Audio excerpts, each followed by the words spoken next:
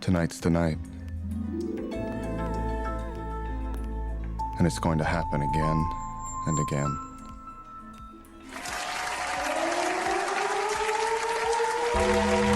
They told me not to come to YouTube, ladies and gentlemen. They told me it was a waste of time. I'm too old for this. But guess what?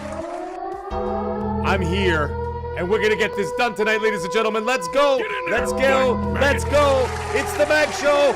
We are here live for MAGGCAST, ladies and gentlemen. Thank you very much for joining me tonight. Yes, we are here. We got a show to do. We got some things to talk about. We're gonna piss a lot of people off because that's what we do on this show. You know why? Because on this show we tell the truth, the whole truth, and nothing but the truth. So help me God. Ladies and gentlemen, good evening, everybody. How's everybody doing out there tonight? I thought I'd start off yelling and get everybody all excited, but listen.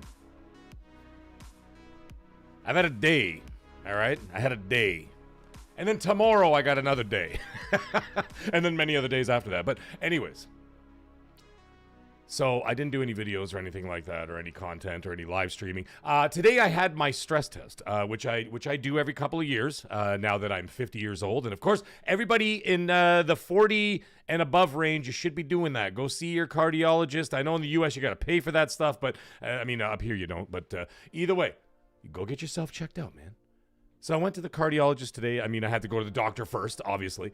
And then they, refer me over to cardiologist, and they do all those tests and all that stuff. They do EKGs. They do oxygen blood levels and all that stuff, and lung capacity. And they had me there with a hose in my mouth like this, and I'm like blowing in this hose with this giant screen, and I'm like watching all the levels and all that stuff. It was pretty cool, man. And then, of course, then they put me on the bike. Not a treadmill. They put me on a bike, and while I'm on the bike, I've got like 10 wires all attached across my chest, right? And colonoscopy is actually next there, Kevin. That's next. Not that everybody needs to know all of my, medical details, but it's all things you should go get checked out. You never know, right? So anyhow, I get on the bike. And the guy's like, okay, this test is between 4 and 12 minutes long, depending on how long you can last on this. And of course, the bike is going to increase its tension as it goes, so it mimics going up a hill.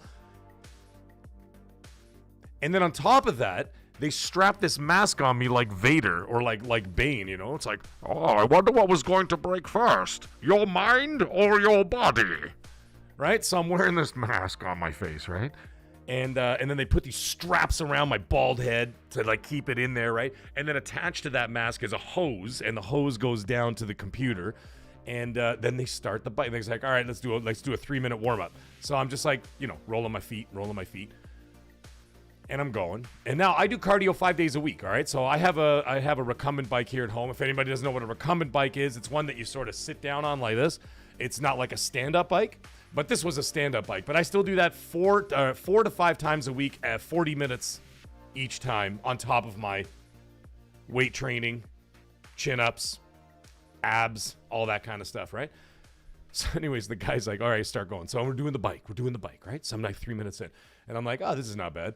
And then the guy's like, okay, we're going to start the test now. And I'm like, oh, crap. So they start the test. And the tension starts, right? And the tension starts. And then it's going higher and higher. He's got the blood pressure monitor on me as well. He's checking my blood pressure. It's checking all my vitals. I can see all my vitals bouncing around and my oxygen intake. And I've got the brain mask on, right? And I'm doing this thing. I work out a lot. This was the hardest stress test I've ever done in my life. And no, it's not because I'm getting older. It's because it was way harder than the treadmill. Because the treadmill, they do your thing, you walk in, then you start, jogging, then whatever, then they start raising the thing, and I'm like, all right, whatever. This thing, when this guy's talking about raising the tension, by the time I got, by the way, it's 4 to 12 minutes, because 4 minutes is like, the lower amount or whatever, and 12 is the absolute maximum that you can go to, and whatever, and most people don't even make it that far. I swear by the end of this thing, the tension was not even going up a hill. It was like I was riding a bike up the side of a skyscraper, 90 degrees straight up in the air. I have never felt anything. My thighs were burning. But guess what, folks? I hit the full 12 minutes. And not only did I give the full 12 minutes, in less than 1 minute, I was already back to my normal breathing and everything else like that. And the guy says to me, he goes, I know you're an athlete. And I'm like, what? And he says, I know you're an athlete. He said, because you recovered so fast, you're just like totally fine. And I'm like, yeah, I could do it again. Let's go. Let's do it again. Of course, we did not. That was enough. So I did that. I had an ultrasound on my shoulder because my shoulder's messed up. And then I got blood work done. And then tomorrow I got my physical with my doctor. And then I'm going to get all my results tomorrow from all this business. So man, it was wild, man. And like I said, for someone who does a lot of cardio for the last 10 years now, I started doing my cardio training when I was 40. I mean, I did tons of sports when I was a kid. But man, that stress test was hard. And I know it was hard because you know what happened when I went. And then, then they did a 20-minute ultrasound on my chest and my heart to make sure everything is, so I could see my heart.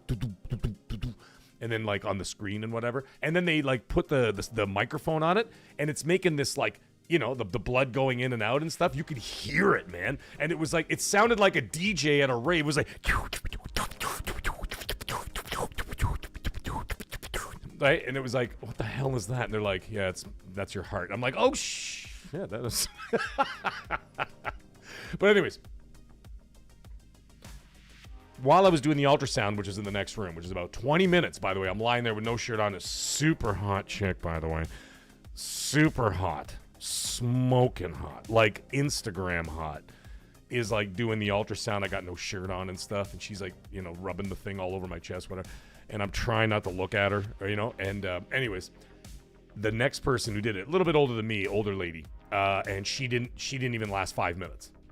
So that shows you how hard this test is. I did 12, but she barely even lasted 5. Mind you, like I said, she was older than me. But still, man, it's, let me tell you something, guys. Get out there and listen. I know as gamers, we like to sit on our asses a lot. And we sit in these chairs here. We play games all day and all night and this and that. Listen, if you can't do the bike, you can't do a treadmill, you can't do any of that stuff, go out for a walk, man. Just do something. You know what I mean? Just go do something. Do something. Get active. And I know my friends in the United States, a lot of them listening right now, I know that none of this, like a lot of this stuff, unless you have health insurance, which is astronomically priced, whatever, I get it. But, like, do something, man. Don't ignore that stuff, because as we get older, that's when that shit creeps up on you. You know what I'm saying? But anyways, we're not here to talk about that. We're here to talk about video games. And I wanted to say hi to everybody in the chat and how everybody's doing and everything. And we got Highlander Grim coming off right off the bat, ladies and gentlemen. A member for 1 month. It sends in a member chat. Thank you so much, Highlander Grim. And he says, have a wonderful Thanksgiving, everyone. Yes, thank you so much. Thank you so much for all of that. And then, I can't wait until next week. Next week, I'm going to start using my Christmas sounds. I've been dying to use these Christmas sounds, but I can't use them yet because it's not Christmas. I'm just waiting. I'm just waiting for the U.S. to have their Thanksgiving. We already had our Thanksgiving, okay? So in Canada, we have it in the second weekend of October, okay? It's the second Sunday of October, usually around the 10th or whatever, October 9th to 10, 11, 12, somewhere in that range, right? That's usually where it lands. And then we have Halloween, obviously. And then as soon as November 1st comes, which is All Saints Day, we start gearing up. But we don't do anything yet. And the reason why we don't do anything yet is because Remembrance Day / in the U.S., in Canada it's called Remembrance Day, in the U.S. it's called Veterans Day, right? And once that is over, because we have to respect our men and women in the services and the people who have sacrificed their lives and everything else for the greater good of our Western culture, is that once that is honored and we give our moment of silence and our thank yous to all our servicemen and servicewomen out there and all over the world, then Christmas starts here. So after Remembrance Day / Veterans Day, we get right into it, baby. However, we're not quite there yet, because we have to wait for our American friends to have their Thanksgiving, which is, of course, in 2 days. Highlander Grim kindly pointed that out. Sabina, listen, man. He says, Mag, you need to try it for the Maple Leafs. Dude, The Maple Leafs are hopeless. They would take a 50-year-old man like me, no problem. I'd probably outperform those clowns. But whatever. So I'll be doing my American Thanksgiving on Saturday as I'm half American. Yes, I was born here and everything else. I am Canadian, whatever. But my dad is an American citizen. And as a result, we became dual citizens. So I'm an American citizen and a Canadian citizen as a result. And of course, we got that dual citizenship before 9/11. So after 9/11, they changed all the rules and the security and all that kind of stuff. So it got much more difficult to be. You could still do it, but it's much more difficult to become a dual citizen. It just more paperwork and, you know, they look deeper into it and all that kind of stuff, whatever. But either way, we're doing our American Thanksgiving on Saturday at my cousin's house. The Doctor, I'm sure you guys watched my live cast that I did with Noof Nukem in Niagara Falls, and the guy with the Dodgers hat. That's my cousin Doctor. We're gonna be doing it at his place. He's also Canadian born, but he spends half the year in the United States. Half here in Canada, 6 months in Canada, about 6 months in the US. He's back and forth, but he will be here for that, and it's also his birthday. So we're going to be doing our American Thanksgiving, and oh boy, I'm going to do a nice spread. Don't worry, folks. I'm going to take a some nice pictures about that. Speaking of cooking, by the way, I know I had mentioned last week that I should have released to the channel members my newest cooking video. However, my duck was delayed. I know that sounds absolutely ridiculous, but I couldn't get the duck. I needed a whole duck, right? And as a result of me needing a whole duck, it took longer for me to get. Like, it took me an extra 4 days to get this duck. So I finally got the duck. But the other thing is, much like a turkey, it comes frozen. Right? So I had this thing slow thawing in the fridge for the last 2 days, and now it's ready to rock. So now I'm going to be filming it tomorrow and hopefully releasing it by Thursday. If not Thursday, then for sure Friday, channel members will be getting my exclusive cooking video in honor of Expedition 33. I am doing French cuisine. I'm going to be doing 3 different dishes for that one. So a little bit more ambitious than I normally do. I usually do 2 dishes. This one I'm going to be doing 3. I'm going to be... Well, I don't want to spoil all of it, but I'm definitely going to be doing duck 2 ways, okay? So we're going to do that. Yeah, Cybergunter, the border is... Well, no, it's not too bad. Like, I mean, when I go to the border, he said the Canadian border is intense. They don't fuck around. Listen, it's not all that bad, but mind you, it also helps that when they pull up my passport and I put it on there, it shows that I'm American and Canadian, so they probably don't give me as much of a hassle. So when I'm going to the U.S., they're kind of like, okay, whatever, dude.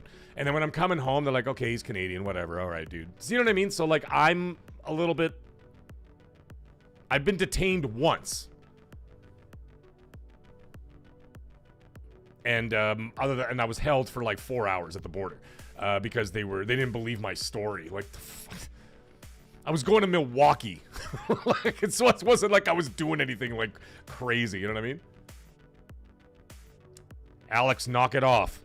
Although, Alex, let me tell you something. I am going to be going back and playing that Black Ops 7 campaign on the PS4 version of the game because I'm going to get the Platinum Trophy.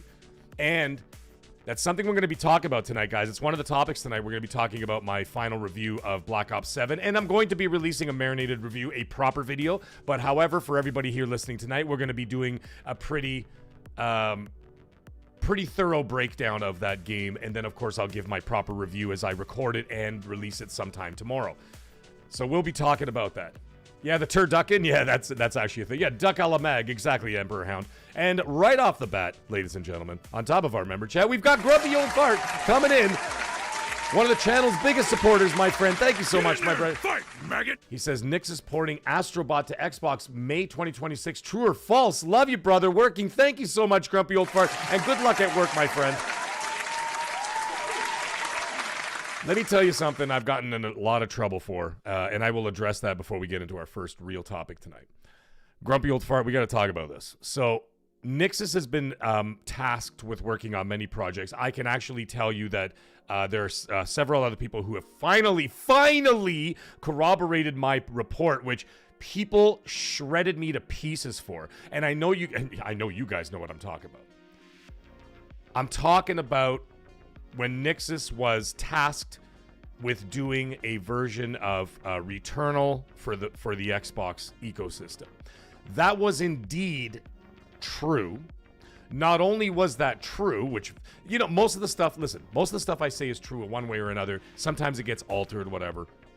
One report was absolutely not true. And it was, and not that it wasn't true, it was just someone was trying to benchmark something. And I talked about it for like 30 seconds on the air on XNC, and people went wild and they held on to it. And you know why people hold on to that shit? People hold on to that because when I am right, most of the time, they hate it. So they latch onto that one little nugget as if they're trying to like hold something over my head, which is absolutely ridiculous. That's one of the reasons why I stopped doing a lot of the insider video stuff, even at the cost of my channel, because my channel could keep growing. And I may, you never know, I may revisit it. But for a while there, it was really bothering my mental health when I had people attacking me 24/7 about some of the stuff that I report. And then, of course, what ends up happening about a year or a year and a half later, when everything comes true, no one remembers me, do they? They're like, oh, trusted insider, whatever, fill in the blank, said this and that. I'm like, I said that 2 years ago, but whatever. Okay, cool, you know. So I may just do it and just like soldier on with that stuff. So anyways, back to the story. The word is that Nixus was tasked with making a port for Returnal.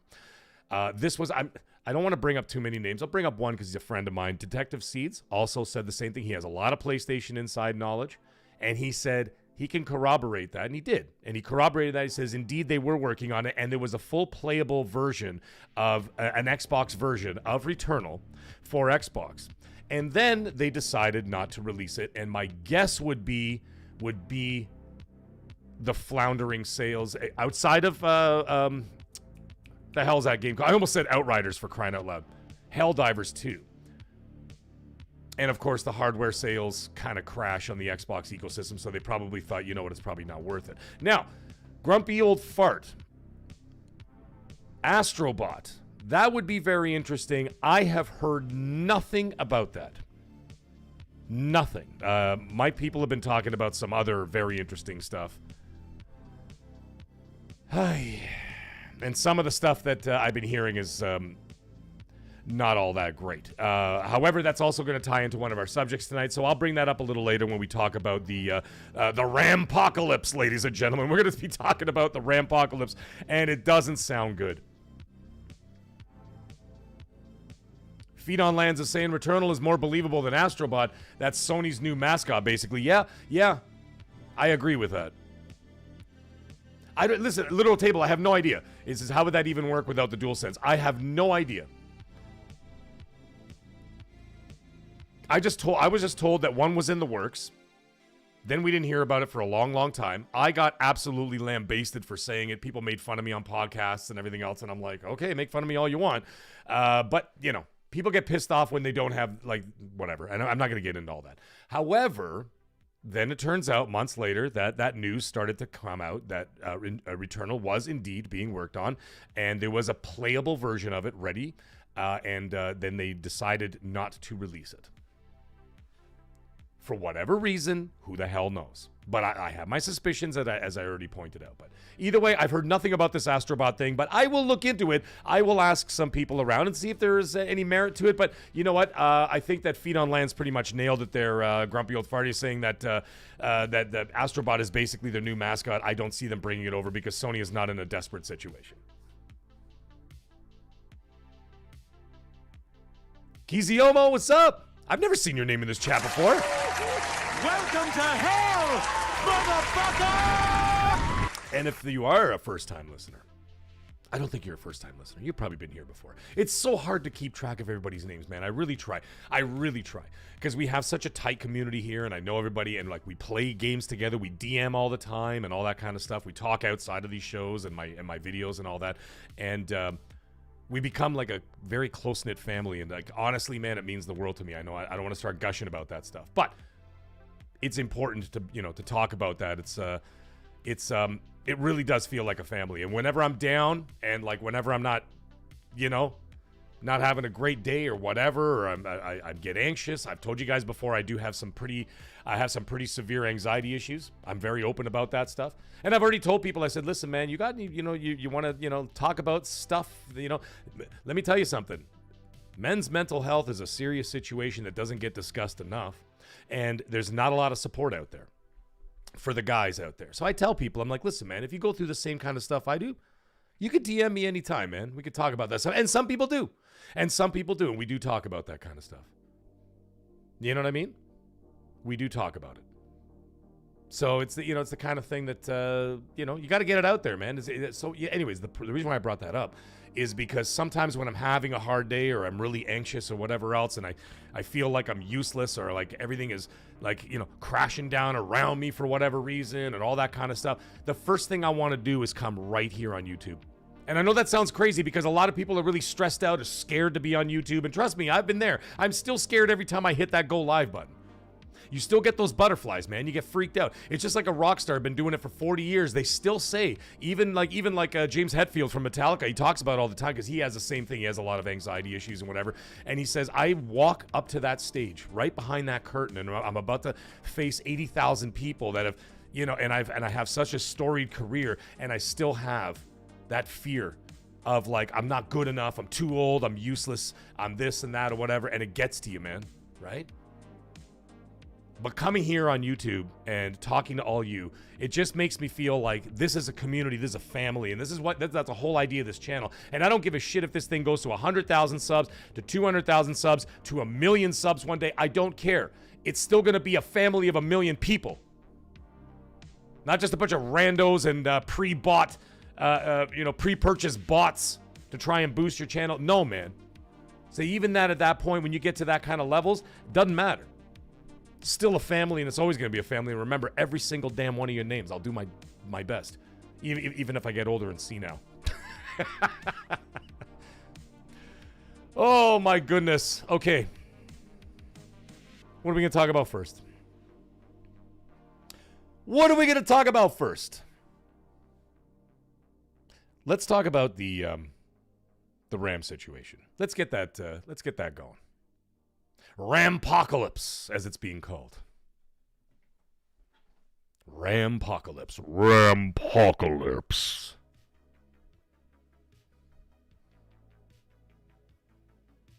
RAMpocolypse. It's such a great name, man. I love it. RAMpocolypse. It sounds like a monster from Lord of the Rings. You shall not pass! You know what I mean? I love it. Oh, shit. Here we go again. Here we go again. Here we go again. So if anybody doesn't know what's going on, I'm sure you all know by now because everybody's been talking about it. RAMpocolypse is dodging trouble. Glitzer. Okay, so what did I warn you guys about for the last, I don't know, 2 years? On XNC before I even started this channel. And then I started this channel and I started talking about it. I did a video back in, I'd like to say in the summer. Maybe it was the late spring, early summer. Rammstein!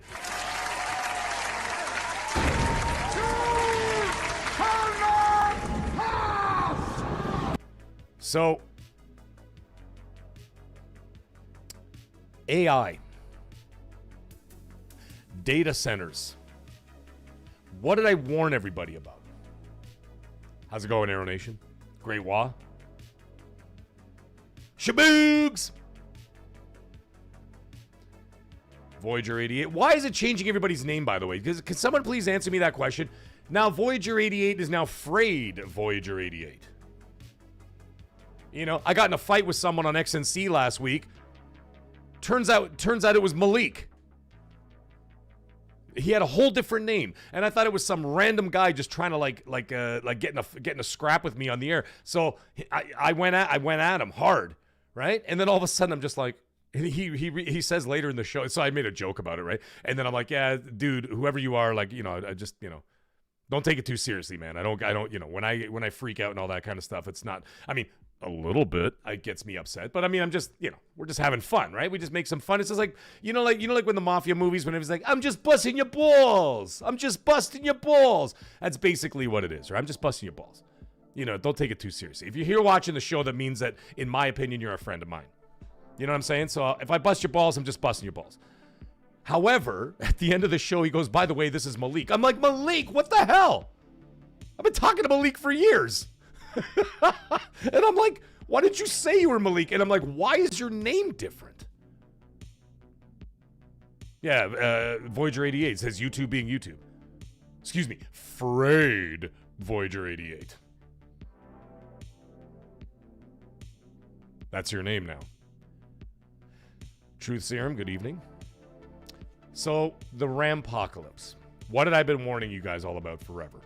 AI and data centers. I could tell you this right now. And this is, yes, this is doom and gloom. Absolutely, it's doom and gloom. And I will not change my stance on this. Data centers are not for your benefit. Data centers are for someone else's benefit. It's for the government's benefit. It's for the corporation's benefit. Not you. Not me. Not us. Not the maggots.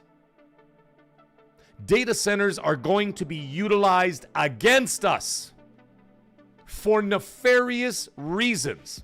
Don't listen to anybody else because I am there in the trenches. I see it with my own eyes. I see it with my own eyes.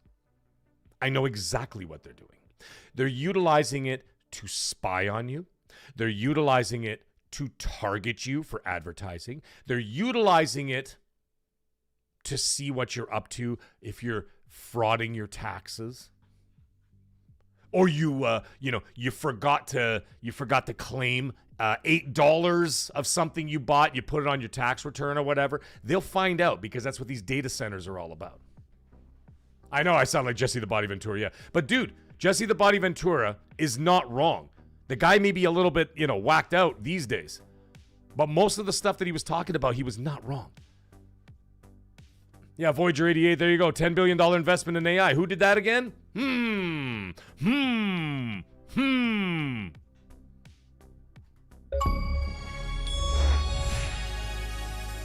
might that be?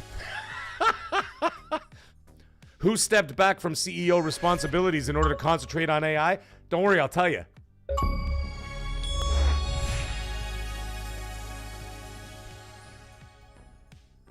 That's what these data centers are for.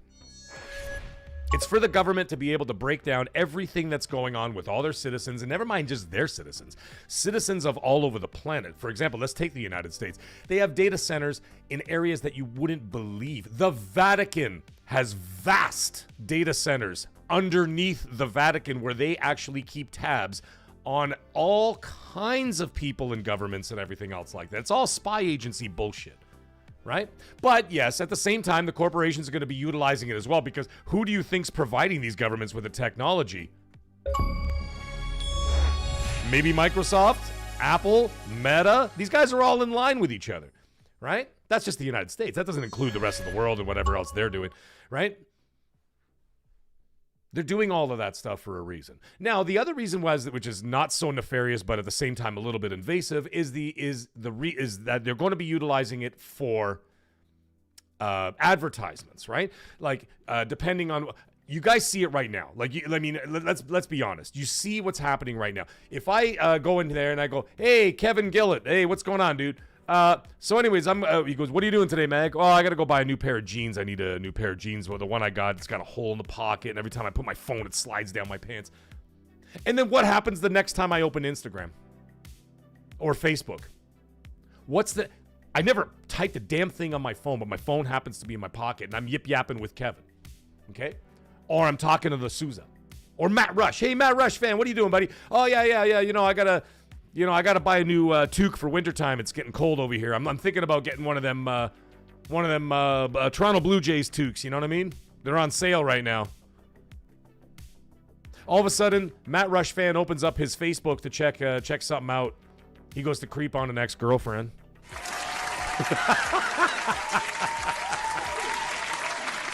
I'm just kidding, Matt Rush fan. I'm just buzzing balls. You do all that kind of stuff, and what happens? The first thing you do when you open up Facebook is there's an advertisement for Blue Jays toques. I open Instagram and the first thing I see is an advertisement for jeans with links directly to Amazon, directly to Meta, directly to whatever retailers out there, Mark's Work Warehouse for us Canadians or whatever, Costco. It's all right there. They're listening to everything you say. How do you think that happens? How about your algorithms on Instagram? Let's say you're checking out, I don't know, a bunch of chicks with hot asses. That's your big thing. You're an ass man. I'm an ass man. All right, come on, man. You know, that's number one. It's number one. Number one. There's nothing better than the ass, right?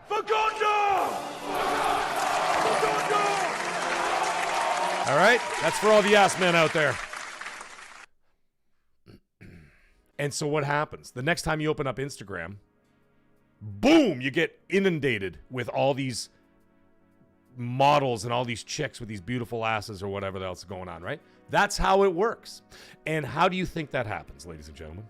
How is it that when you call whatever, anybody for any tech support, and the minute you say your name or whatever else, they know everything about you? They know your favorite porn. If your buddy sends you a little people porn, and you're like, dude, why'd you send me that? Come on, man. All of a sudden, you go to Pornhub, and that's all you're going to see right there on the front page. Why? Data centers. Data centers are now being run by, you guessed it, holding hands, just like they're walking, like they're dancing off to the jolly old whatever the hell it is, to the Emerald City. They're heading over to go see the wizard. We're off to see the wizard. Who's holding hands? Who's holding hands? AI and data centers. And who's fucking us all in the ass right now? AI and data centers. I didn't want to start swearing that early. But I've been warning people forever that this is exactly what was going to happen. And they're the ones hoarding all of this hardware. Why? To make them more powerful, more problematic, and making us, the human race, less relevant.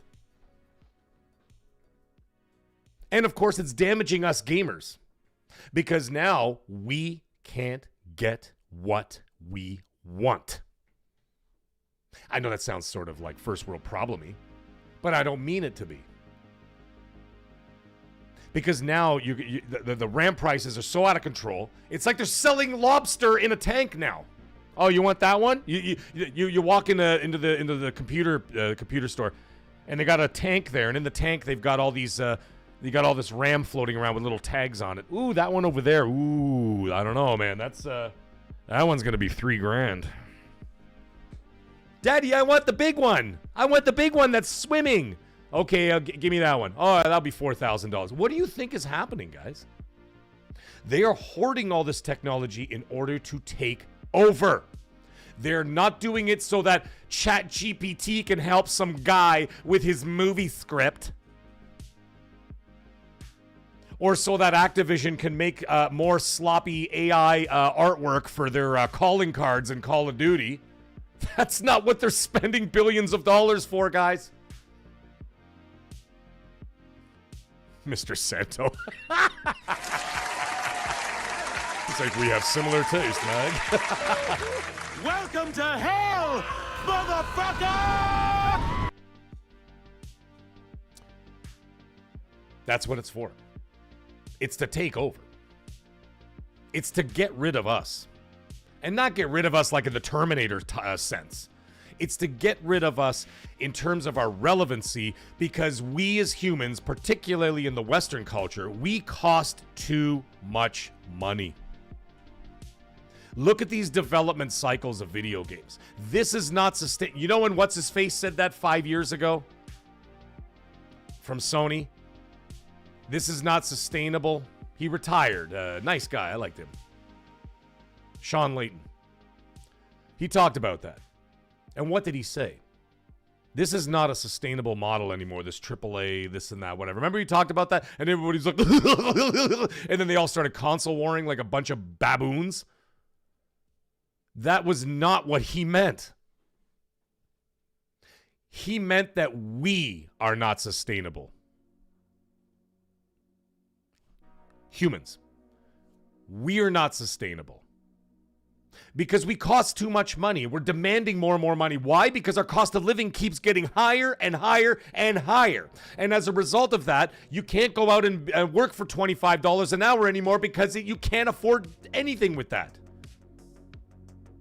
And that is what's happening. So we keep demanding more because I'm like, dude, I can't even buy a cantaloupe at the store for under $8. $10 for a head of cauliflower? But you know what's not expensive?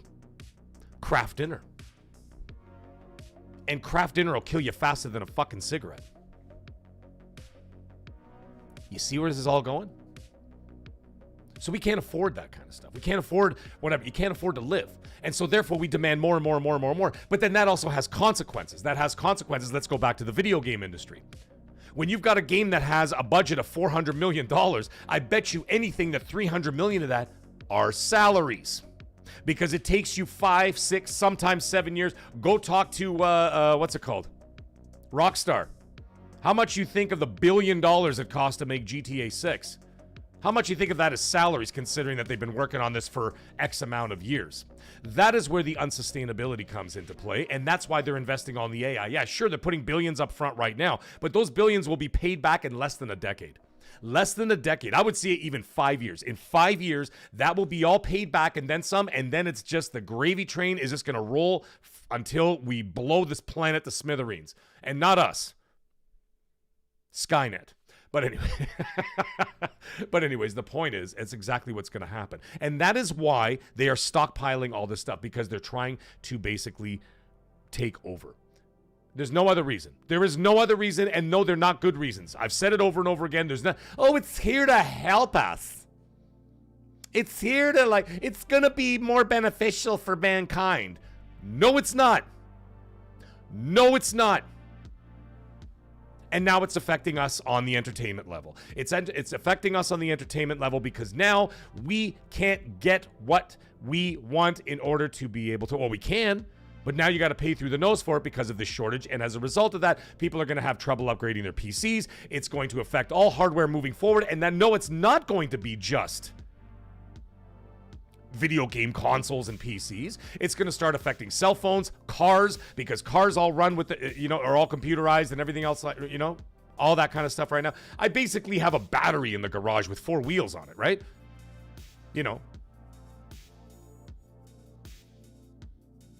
I got a Tesla Model 3, like the sport one. So that, it's a beast. Right?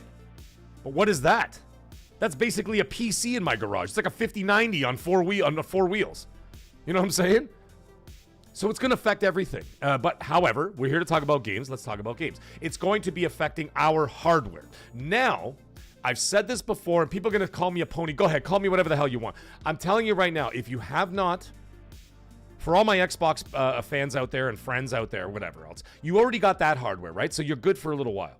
Okay, so you're good for a set number of years with the Xbox hardware that you have now. Fine. If you decide, and some people have reached out to me and said, Mag, what do you think of, this, especially during Black Friday? I said, absolutely buy a PS5 right now. Buy a PS5 right now because you're going to get screwed later. So if you want to get into that ecosystem for much cheaper and you want to play you want to play your Wolverines and who knows what the hell else they got coming out in the next couple of years. I know the studios are working on games. I just don't know when they're coming out, right? Now would be your time.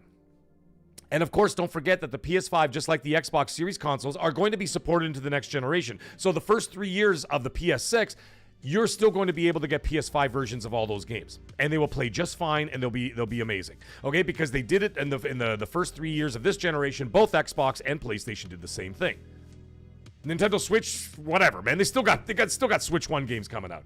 You know what I mean? So buy one now. Buy a PlayStation 5 right now if you don't already have one, because they're on sale, deep sales. Here in Canada, I think it's $140, $150 off. You can get a digital PS5. Right? In the US, I think it's $100 off or whatever. You're not going to find that deal again because everybody else's prices are going to be going up, including Sony's. So when this sale is over, they're probably going to go back to the regular price after Black Friday. But eventually when they run out of stock, because obviously they stockpiled tons of these things, right? When they run out of stock, those prices are going to go up as well. And it's not going to make much sense at that point because who's going to buy an overpriced like PlayStation 5 at the end of the generation? Like let's say within a year of the PS6, why would you even bother? But if you want something now is your time. Before I continue, I want to catch up on some of these super chats. We got Glinzer coming in. Donation. What's up, Glinzer? Thank you so much, my friend. He sends in a $5 super chat. I saw you in the Gaming Grindhouse chat the other night. And he says, the future is streaming services interrupting games with commercials unless you pay for premium, and retro physical will only become more valuable. You know the saying, Glinzer, thank you so much for your $5 super chat, brother. You know the saying is, you will own nothing and you will love it. I know it's a very communist thing, but boy, are we heading in that direction. We're listening to Spotify right now while we do this show. I don't own any of these songs. Now, mind you, these are royalty-free music, whatever, so I don't get busted. But what am I doing? I'm driving around, I'm listening to Spotify. I own none of it. I own none of it. So what happens when Spotify, let's say Spotify just crashes out one day. What do I got left? Nothing. What happens if Netflix and Amazon Prime or Disney Plus or Hulu or whatever, Paramount Plus? I own no more movies. All my physical movies are gone. I had walls of DVDs and Blu-rays. Walls. I sold them all on Facebook Marketplace. Thousands and thousands of dollars I sold them for. Because it was taking up too much room in the house. It was getting ridiculous. And I'm not a rich man. I got arcade games behind me. This is where I spend my money right here. You know what I mean? And beer, obviously. But you know the thing is that at the end of the day, if all that stuff went Game Pass, if you only subscribe to Game Pass and you don't buy any games, let's just say that that's your thing, and that's totally cool. I know a lot of guys who do that. They're like, "No, man, Game Pass is enough for me. I get everything I want. I get some first-party stuff. I get some other AAA games like from third-party here and there. I get to play a ton of indies. I'm happy with that. Great. What if one day they cut it off? Then you own nothing. You own no games. Then you look at your hard drive and you're like, well, shit." I mean, of course, unless you had a backlog before Game Pass, or if you continue to buy third-party games or whatever. But there are some people who exclusively use it, and then let's say Game Pass decides to go bye-bye one day, then you own nothing. And it's fine that you kind of you spent your money to rent the entertainment. That's what we do. Like, for example, you go to the movie theater. I spent $120 to take my family to go to the movies. Do I walk out of that movie and I own it now? No. I just got the entertainment. It was put in front of me. I got the experience, and then I piss off. Right? It's like a sporting event. It's like a concert. It's like anything else. You spent the money for the time allotted for that entertainment. You got the entertainment. You had to pay your money for it. You don't own it. So in that respect, I understand that. But this is a little bit different. This is like, excuse me. This is home consumerism at this point, right? And then when you got all these things in front of you, you think you own all that shit. And that's the kind of funny thing. I feel that same way too. I make playlist. I made a playlist, by the way, on Spotify. It's called the Mags 90s Dance and House and Techno Mix. And it's all the cool shit for all the old cats out there. All the house cats and all the techno cats and everybody else out there and the R&B and stuff. I curated a 7.5 hour playlist of all the banger tunes they used to play in the nightclubs in the 90s. Dude, it took me months to get it all together and put the list together. If Spotify decides to go kaput one day, guess what? It's gone. But in my mind, I feel like I own it for some reason, right? So I agree with Glinzer 100%. And we got the Game Ledger coming in right after that. Thank you. He gets a rare achievement. Thank you for the $5 super chat, brother. And he says Bill Gates sold 65% of his Microsoft shares to buy up all the RAM possible. Dude, is that true? Is that true? P.S. I'm still depressed about the Jays. Have a magnificent show. Oh, shit. Here we go again. I saw Vladdy Guerrero down south. He's originally from the Dominican, right? And he went to some stadium where there was a bunch of people, and he grabbed the bat and he started railing balls out of the park, right? He was just having some fun or whatever.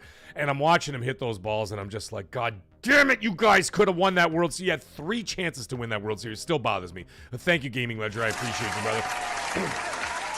And hot off the heels of that, we've got 78 Inc., the man himself, the legend.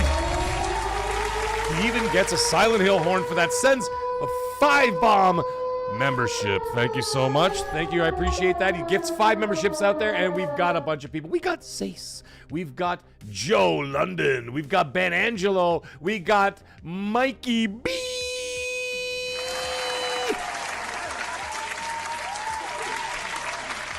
And we got Oisio and Brock. Man, you guys have got some wild names out in these streets, man. It's lovely. You guys are all members now. You're part of the maggots. Welcome to hell, motherfucker! Get in there and fight, maggot! Thank you very much. And guys, listen, you have access now, even though some people seem to have trouble with it and some don't. I don't understand what the hell's going on with that. Some people are like, yeah, no problem getting in the Discord. And then some people are like, dude, I can't get in the Discord. I'm like, I don't know. Maybe it's you. It's you. It's not me. It's you. It's like I'm breaking up with you. It's not you. It's me. It's me. No, it's you. I'm blaming you guys. I don't know. I'm just kidding.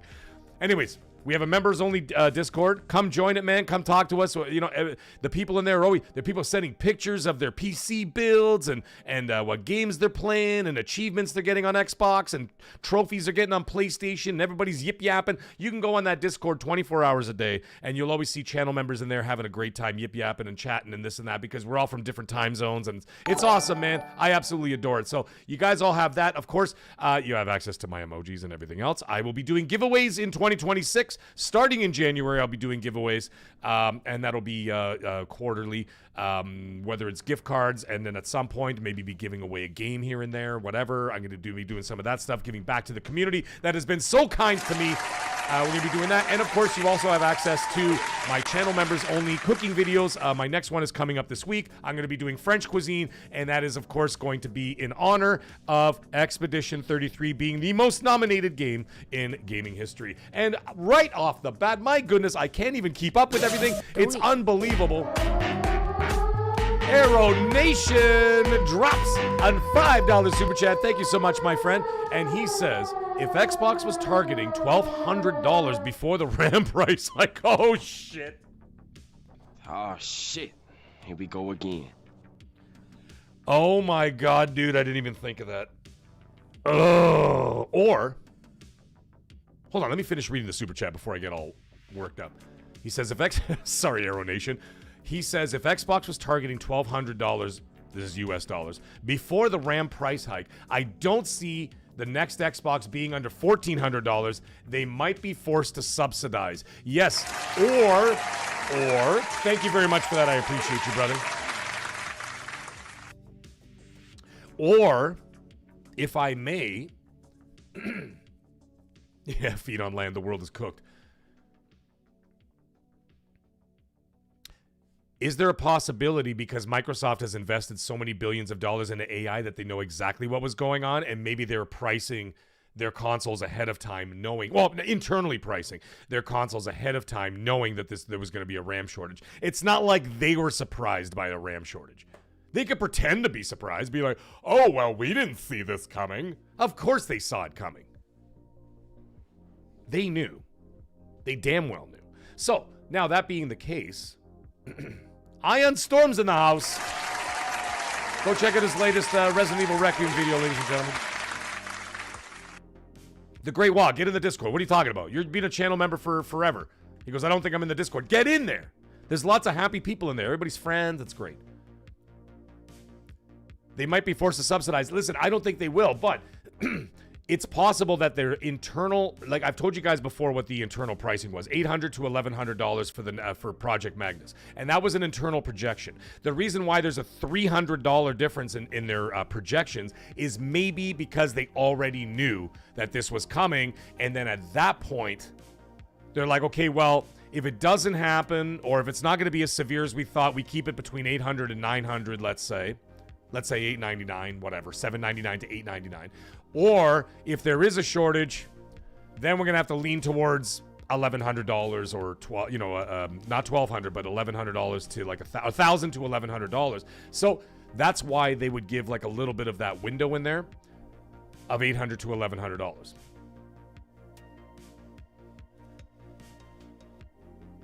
Channel members, anybody got a second? See if you can link up. I can't do it while I'm doing the live show. I got too much going on here. See if you can put a link to the Discord in the chat for the channel members there, brothers.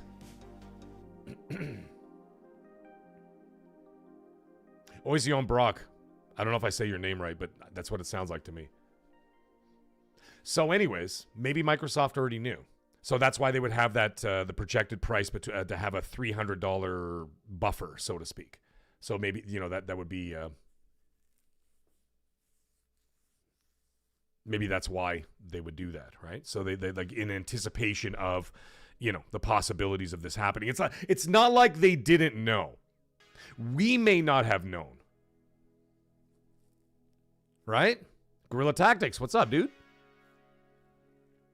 We may not have known, but for sure they knew. And you don't think they're part of the problem? Microsoft is 100% part of the problem. You don't see the cards lining up? Of course you guys do. You guys are smart.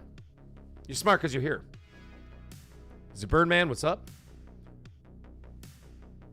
You guys are intelligent. You guys know. You can't see how this is all falling into place?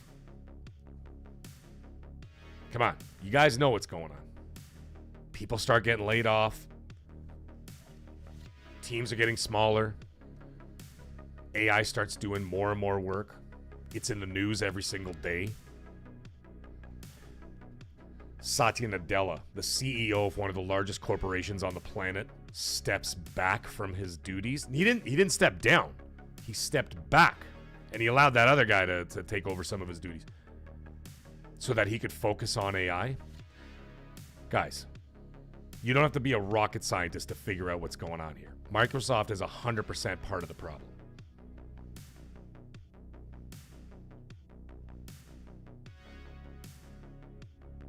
I'm not saying they're solely responsible. I'm saying that they're part of it. You know what I mean? So there's that. You didn't think they knew? They knew. And how is that going to affect their next gen console? Well, like I said, they put an internal projection between $800 and $1,100. I think it'll be $1,100 and above. They're definitely not going to subsidize it. You saw that with a $1,000 handheld. I mean, I know it's not really made by them, so to speak. What do they call it? OEMs? I understand all that. But it's still $1,000 for a handheld. An impressive handheld. I've used it. It's pretty cool. Impressive. Most impressive. It is an impressive piece of technology. But they sure as hell ain't going to subsidize it. Now we've already discussed the Steam machine situation. Doesn't sound like they're subsidizing nothing either. And I'm wondering what's going on behind the scenes there. I'm sure they've already have them mass produced. Maybe not like tens of millions, but they certainly have at least a couple of I would say 3 to 5 million probably in production. So maybe they already got, they probably are already okay under the, got it under control. However, they haven't announced the price yet, even though everybody's been talking up a storm about it and everything else. That's another situation, right? These are all indicators that are going to lead into the next generation and what we're going to be paying for them. As for Sony, have no idea what their plans are. I have no idea what their plans are. But I would imagine it's something along the same lines as what's happening with Xbox, Steam. I don't know what's going on with Nintendo either. Is this going to affect Nintendo? I'm sure it is. Now, I did hear there's a possibility that the consoles that are coming up now, as everybody has already been talking about it, the Xbox consoles are going to be going up in price again. And the reason why is because they don't have them mass produced, because they stopped producing them, because people stopped selling them. The hardware went down from last quarter, was it 29%? So they stopped mass producing these things. So, you know what I mean? It's not like they're expecting to sell another 20, 30 million of these things. Whereas, like, for example, Sony has projections to sell another 25 to 30 million of these consoles before the end of this generation. They've probably been stockpiling the living hell out of those things. Hence the fact that for I was about to say Good Friday. Wrong holiday, folks. Therefore, hence Black Friday, they've got sales on PS5 consoles. Upwards of $100 to $150, depending on what country you live in. Right? I have a feeling Microsoft does not have that. I did hear that the Series X was stopped production entirely. And so, therefore, that being the case, you're going to have to swallow that cost if you decide to buy a console now, which I don't see. I don't see why you would bother at this point. If you're going to stay in the Xbox ecosystem and you want to pay that kind of money, what I'm getting at, I'm not trying to fanboy here. I'm saying, if you're going to spend that kind of money, when you start climbing into the $700-800 range, why don't you just go for a friggin' PC and you can access all your Xbox there? And then I can tell you, most of the people that watch these Xbox content creators, including my friends, are all on PC. They're not playing on an Xbox console anyway, right? So I'm saying if you're going to spend upwards of clear to nearing $1,000, just start small and start building a PC from there. Of course, at this point now, things are going to get more expensive on the PC side and everything. However, it's still a lot more feasible than what's going, than getting into that console ecosystem outside of, like I said before, now is your opportunity. If you're going to buy another console, if you don't have one already, I would buy a PlayStation 5 now while it's on sale, because after they run out of stock, and they will run out of stock eventually, GTA 6 is coming out, and I could tell you right now, and I said it before, I'll say it again, I think that between Wolverine and GTA 6, Sony's going to sell 20 million to 25 million consoles next year.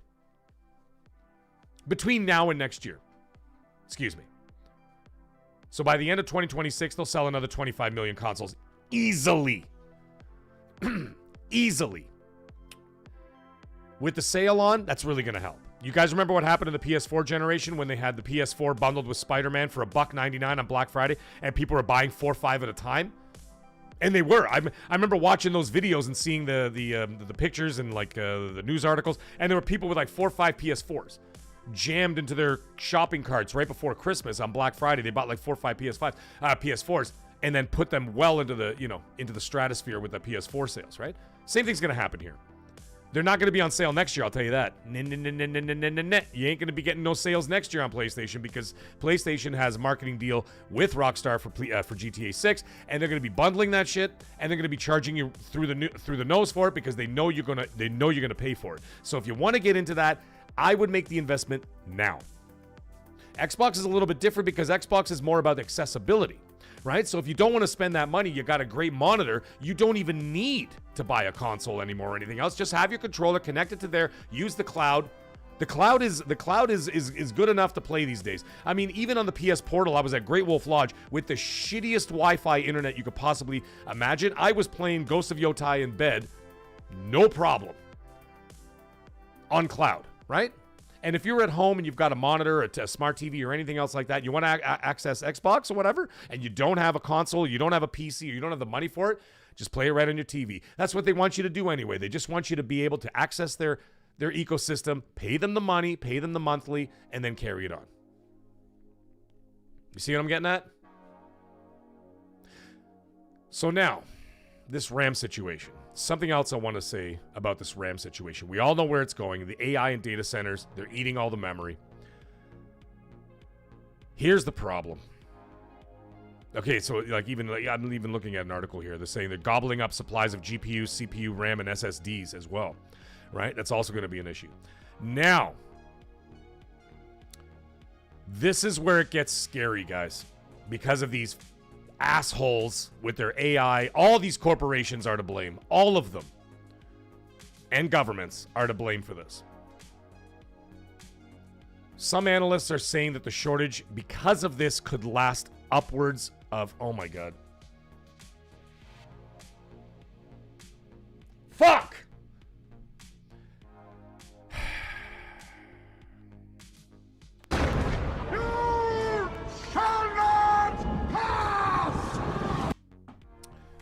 Some analysts are predicting that it could last up to a decade.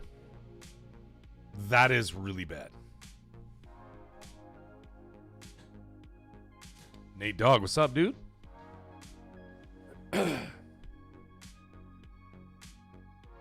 That is shocking. No, 10 years, Matt Rush. 10 years. They're saying that some analysts are predicting it'll be up to a decade before the there's no way. I'm reading it right here. There's no telling when this RAM quote, there's no telling when this RAM pricing surge will end. Some analysts say it could last up to a decade. But at the very least, the current RAM pricing apocalypse we are in basically guaranteed to last all of 2026 for sure. So it's going to last the rest of this year, all of next year, and they're saying that it could affect the consumer up to a decade. So we have to foot the bill for them making themselves more powerful so they could take away our jobs. You guys see the madness that's happening here?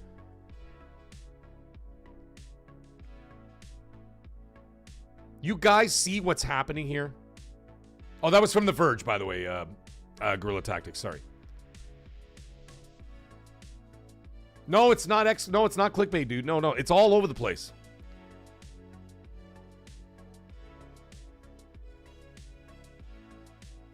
I mean, look at it. Hacker News, Vice, Windows Central, Tom's Hardware. Tom's Hardware is a good GamesIndustry.biz, Tech Power Up. They're all saying the same thing. Gizmodo. Gizmodo's hilarious. We're so screwed. AI is making every gadget cost more. So you see the madness here, guys. You see the madness. You see what and they call you must be a conspiracy theorist. You should go on what the hell's that guy's name? The guy with the voice. I always forget his damn name. How come I can't remember his name? Oh my god. Help me out. Why can't I remember his name?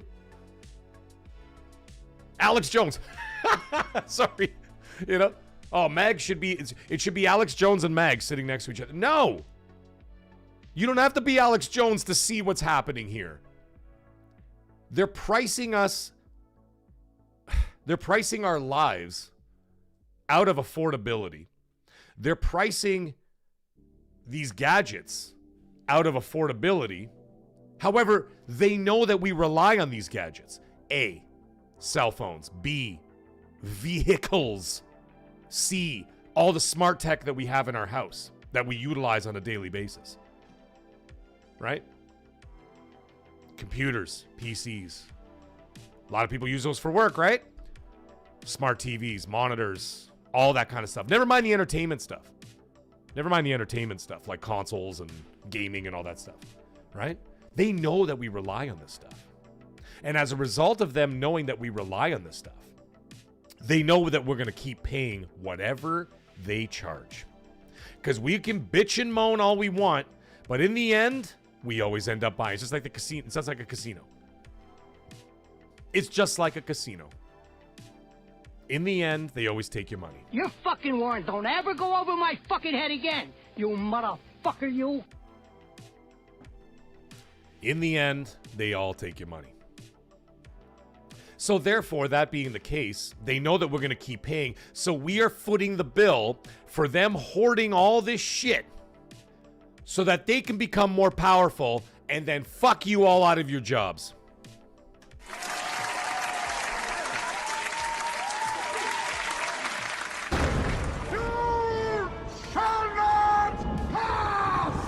Call me whatever you want, but I'm here. I've been warning you guys for years that this is what's coming, and there's nothing that's going to stop it. I know Joe Pesci. Hey, El Nini, how you doing, buddy?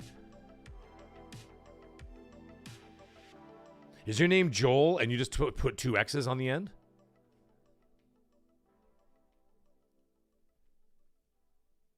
Or is it X Joel X? I have a feeling your name is just Joel, and then you put the two X's, right? One at the beginning, one at the end. And he says something interesting. He says, hello, guys. You know, we could start buying Warhammer box sets, paints, make room for the buildings and stuff. Yeah, there you go, dude. Might have to go back to books. And not books that are coming out now. You're going to have to go find the old books from the old days. That's all we're going to have left. Because if we can't afford this stuff, we're going to be blown back to the Stone Ages. Or you know what they're going to do? I'll tell you what they're going to do. This is what they're going to do. They're going to say, no, we can't have that. We need to keep these people in these ecosystems. So you know what they're going to do? They're going to swoop in and pretend they're the saviors. And they're going to say, guys, we know you can't afford life. We know you can't feed your families buying new hardware to play video games on or PCs to do your work. And oh, sorry, yeah, we fired all of you and replaced you with AI. But listen, we have a solution. Use the cloud. We'll make it even more affordable for you. Don't bother with that $1,500 console. Just use the cloud. Our cloud, by the way, that's run by our AI that stole all your jobs. Just use that. We're the good guys. You see, we made it affordable for you. That's what's happening. And the sooner you guys can come to grips with that, the better. Because then you'll be ready for what's coming. And that is a direct warning. It's not hyperbole. It's not me talking out of my ass. That is a warning of what's coming. And I feel sorry for I feel sorry for our kids, for whatever future they're going to have, because I'm not sure what kind of a future it's going to be. You know what I'm saying? And yes, this all ties in. This is not, like I said, this is not some Alex Jones show.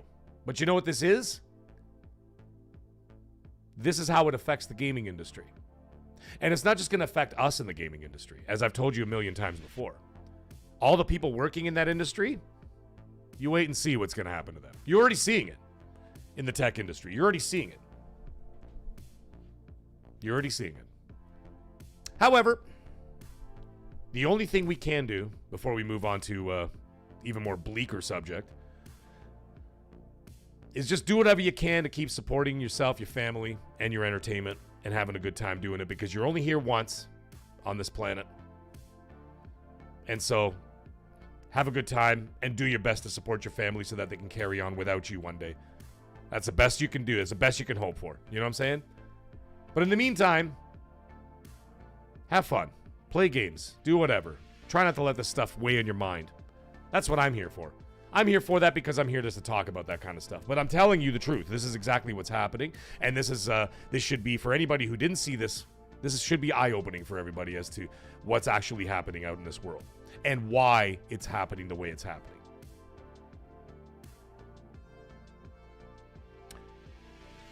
So, let's talk about Black Ops 7. Let's talk about that. Glenzer, you're right.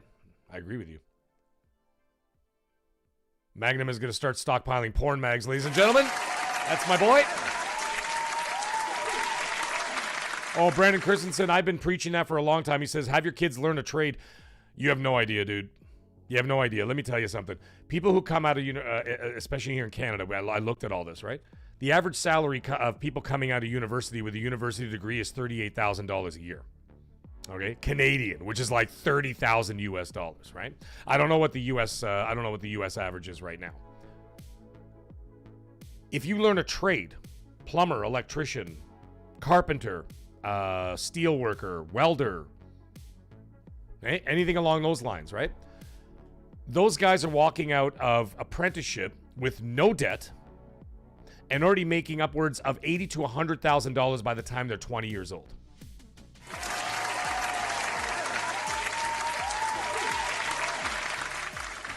AI can't change your light bulbs, can't fix your doors, can't build you a vestibule in the front of your restaurant, right? Can't cook your dinner. Okay, some guy, well, there's robots making omelets in Japan. Get the fuck out of here. Have you seen those things? Useless. Even though I've been out of the game for a bit, I could tell you this.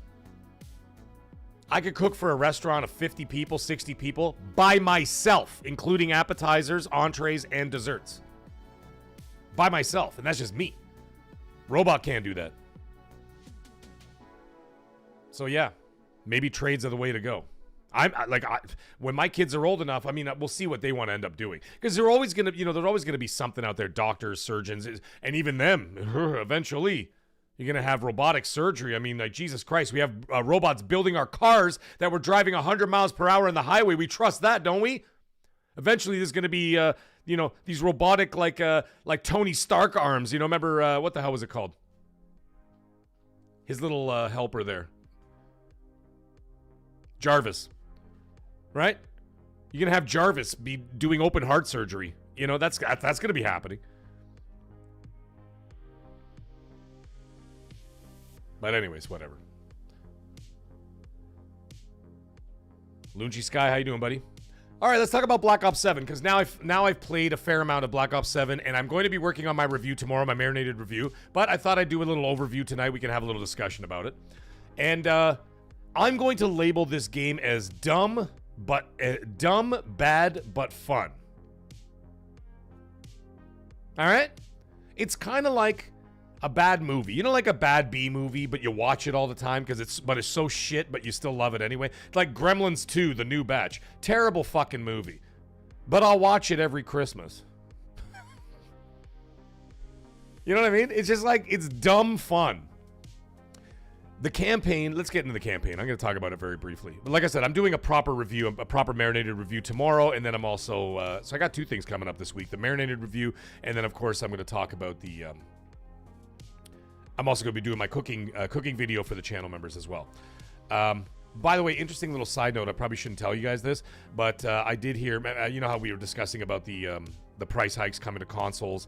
Xbox first, because as you can clearly see in front of your faces, the PlayStation 5s are on sale right now, which goes against everything that you know. Everybody's like, well, eventually. Well, yeah, eventually. But right now, they're on sale. Go buy one. You can get one for $3.99 for Christ's sake. Like, what are you talking about? Go get one. Is it $3.99 or $4.99? I can't remember. But anyway, it doesn't matter. The point is they're on sale. They're at least $100 off. Go buy one. Anyways, I did hear that there's a possibility that the current series consoles are going to go up about $50. And Game Pass is getting another price hike. You didn't hear that.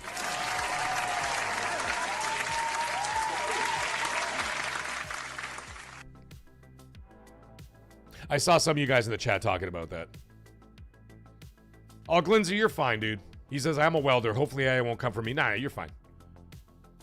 Okay, $400 for the digital. Okay, so I was right. $450 for the physical. Dude, that's unprecedented. Go buy it right now.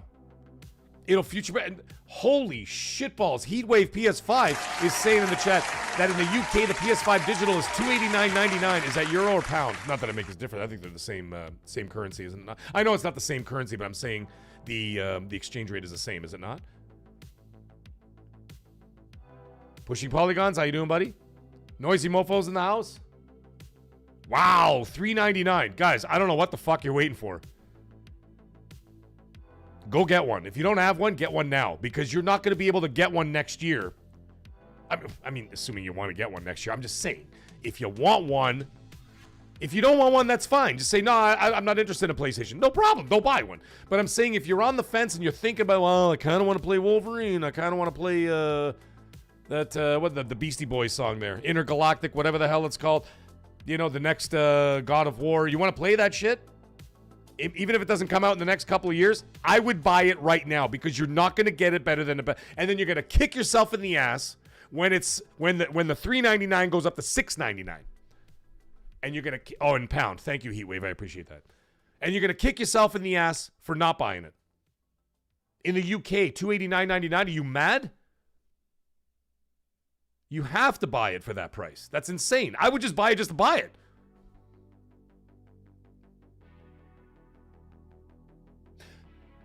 But if you don't want it at all, then whatever. You're fine. You're happy with what you got, then fine. You're a PC guy? Cool, you're a PC guy. If you're a Nintendo guy, cool. If you have PC and Nintendo, great. If you have PC, Nintendo, and Xbox, great. You're not interested in PlayStation, no problem. But I'm saying if there's even an inkling, that's all I'm trying to say to you right now, is that in light of what we just talked about for the last hour and 10 minutes, in light of what we just talked about, if you even have an inkling that you want to be in that ecosystem between now and the next 5 years, I would buy one tomorrow. That's what I would do. Shit, I even almost want to buy one just to keep it in the box. I swear to God, I might actually consider it, because in Canada they're $150 off. I might just go to the store tomorrow and buy a PS5 digital slim, whatever the frig it's called, and just keep it in the damn box. Yeah, no shit. Glinzer, he says you might be able to resell it for $600 in a few months. Dude, I'm not kidding. That might be the way to go. I might consider that. And also, I think the PS Portals are on sale as well. So, shout out to Top Gamer. He's not in the he's not in the live chat right now, but he's sending me messages.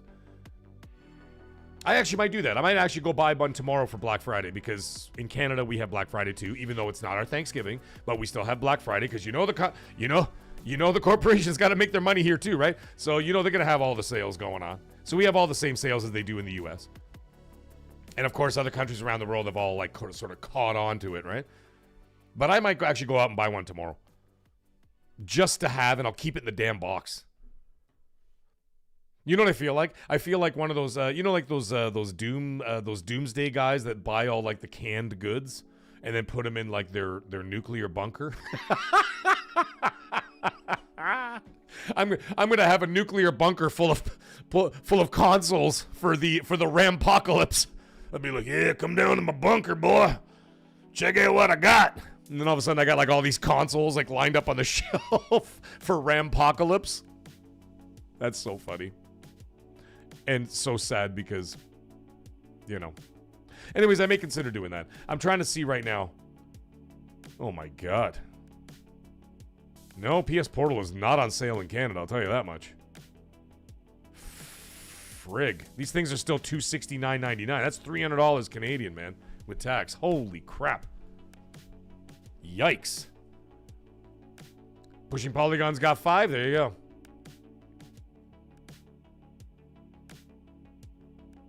I know, Glinzer, I know. He's like, we all remember people stockpiling up on toilet paper and hand sanitizer in 2020. True. We were a little bit, let's face it, a lot of people were under the gun because, there was a lot of hysteria out there about COVID and all that shit. Hey, Ion Storm is saying Xbox consoles in the UK are currently on Black Friday sale at certain retailers. Really? If you know those prices there, dude, put them in the chat, because if you want to get an Xbox, I would do that too. If they're on sale as well in the UK, maybe they're just trying to dump their stock. I would buy an Xbox as well. Okay, Brandon Christensen says that they only took 20 off the Portal for sale. Ugh, that's not enough to even like look at it. I mean, I have a Portal, but like whatever. Yeah, if Ion Storm, put those if you can.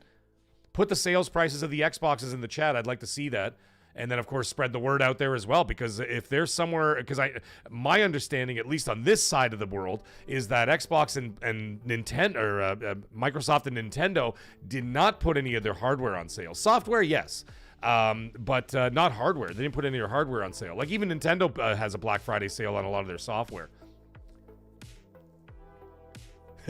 Voyager. So yeah, put those numbers in the chat. I would like to.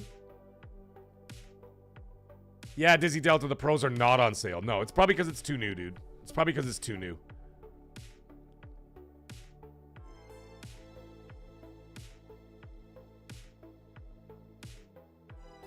What's Bobby saying? I just got my Xbox Ally X. Nice. And not gonna lie, it is everything I thought it was.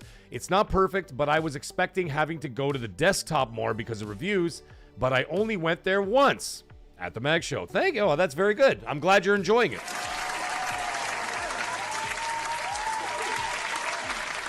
Listen, there's something out there that a lot of people don't understand about me. I mean, if you're a fan of the show or you actually watch the show, then people do understand, is that I've seen the comments. Listen, I read all the comments. When I do my videos and stuff like that, even if there's 180 comments, I'll read them all. I mean, I won't sit there and doom scroll that shit, but I still see them because they show up as notifications on my phone or whatever. And then I see people say, when I say something positive, let's say about PlayStation, like example right now, I'm telling you guys, if you can, go out and buy one. Because you're not going to get this opportunity again, right? At this price. And then some asshole is going to go right into the chat and then not in this chat, excuse me, like in a comment after, go, wow, this fucking guy flipped. I can't believe how much he flipped. I'm like, that's because you're a fucking moron and you don't understand, you can't comprehend like, critical thinking. I don't know, like it's absolutely insane. Jesus. In the UK, the Pro is 100 quid off. For anybody who doesn't know what that is, it's 100 pounds off. Bobby's saying he's really enjoying it. It's like a Series S in my hand. Wonderful. There you go. And so, anyways, a lot of people like misinterpret what I think, and they're like, "Oh, he's a pony now," or "He's not an Xbox guy." I'm not an anything guy. I'm a fucking gamer. Excuse me. Jesus Christ. You know what I'm saying? So if I see a good deal, doesn't matter where it is. And the funny thing is, all these clowns that talk all that shit, I got more stuff than they'll ever have. I have more achievement points and more trophies than those clowns will ever have. And I play more games than those guys will ever play. But we ignore those idiots. That's not what we're here for. Oh, Leon is saying the same thing in the chat about the PS5 Pro. Ion Storm, give me those Xbox UK prices. Anyways, we're gonna move on to this Black Ops situation. When Ion Storm puts that in the chat, I will briefly go back to that.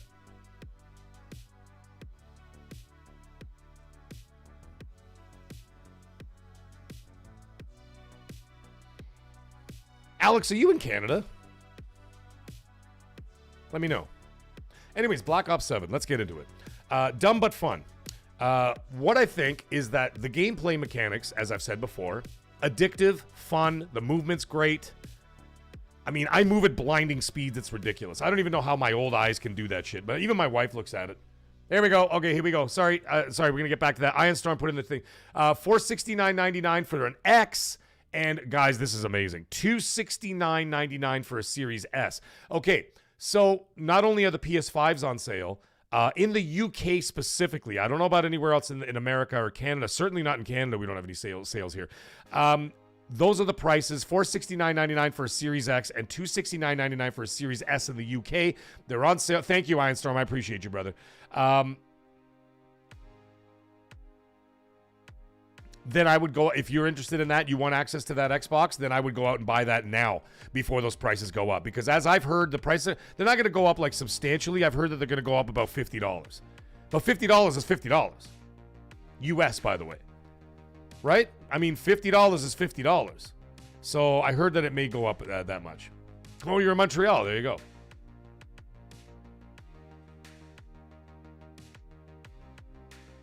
Matt Rush is saying, I love everything gaming. I just stuck to Xbox and PC. Totally cool, brother.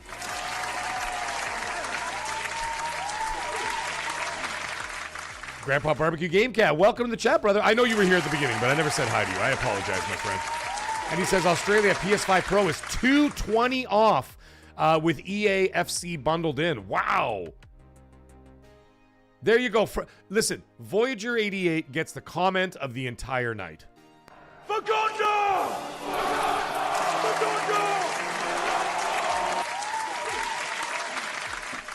To sum up the last hour and a half, we're going to say it with one sentence. Jesse James. He says, Voyager 88 says, buy now or cry later. And that goes for both. So if you're in the UK, you want access to the Xbox ecosystem, you don't have one, you want to get into it, I would buy an Xbox now. Everywhere else that has the PS5 sales, I would 100% buy the PS5s right now. Because you will not have, I mean, you'll be able to get it later, but you're going to pay through the nose for it. If money's not an issue for you, that's totally cool too. But for a lot of people in the world, money is an issue. And as things are going to continue to get more expensive, I would invest in the hardware right now. They are not going to go away in 2 years. You will be able to play the PS5 and the Xbox Series consoles into the 2030s. And it's only 2025. So you're going to have minimum 5 years worth out of that tech. And then you know what you do, guys? You put $20 away a month starting now. You give it to your wife. Give it to your mom. $20 a month and start putting it away. And then in 5 years, you'll be able to buy whatever the hell's out there. That's how you do it. And we got Noof Nukem in the chat. There's my brother. Oh, shit. Here we go again. There we go. Noof Nukem gets a rare achievement, ladies and gentlemen, because he's a dear friend of mine. Yes, Heatwave, I did see that. I got a couple of shots of that today. So Noisy, then go for a $449 PS5. You don't have to get a Pro. WrestleFest arcade cabinet, $649. Oof. Dude, that's a little much, man, for just the one game, though. I mean, WWF WrestleFest is good. I used to play that in the arcade all the time, but $6.49, dude. No. Don't do it. Don't do it. Just play it on one of those simulators or whatever. Emulator. What the fuck am I talking about? Simulator. Emulator. I would do that. Do not buy that for $6.49. Dude, you could save that money. If you have that money aside, save it, give it to, listen, Noof, give it to your wife. And I don't mean that way. Pause. Give the money to your wife and have her put it away. And you know why? Because in 2 years, when a next-gen console comes out and you want to buy one, you already got $650 sitting right there. There you go. And you might only have to dish out a couple of $100 to top up. And then if you trade in your old hardware, you may not have to give anything at all. There you go. That's how you do it. And you know, women are far more responsible than men. So, for the most part, when it comes to that, just give her the money. At least my wife is. Jesus Christ. I can give that woman $5. I can go back to her in 20 years. She'll still have that $5 sitting there. That's what I would do. I used to do that when I was when my wife and I were dating, like way back when, and we didn't have great careers or anything at that time. We were just starting out in our life and everything else and whatever. I used to get tipped out. I used to work in the kitchens, right? When I was a chef. And I used to get tipped out in the kitchens and all that shit, right? So you know what I would do is every time I would get tipped out, sometimes it was only like 25, 50, maybe like $50 a week, $60 a week, something like that. Like I get tipped out like $10 a day or something like that. Anyways, at the end of the week, I would get these tip outs. So like $50, $60, whatever, right? I used to give it to my wife. Pause. I would hand her that cash, and then she had an envelope, and it would be called my Xbox Fund, and that was for the Xbox One way back when, right?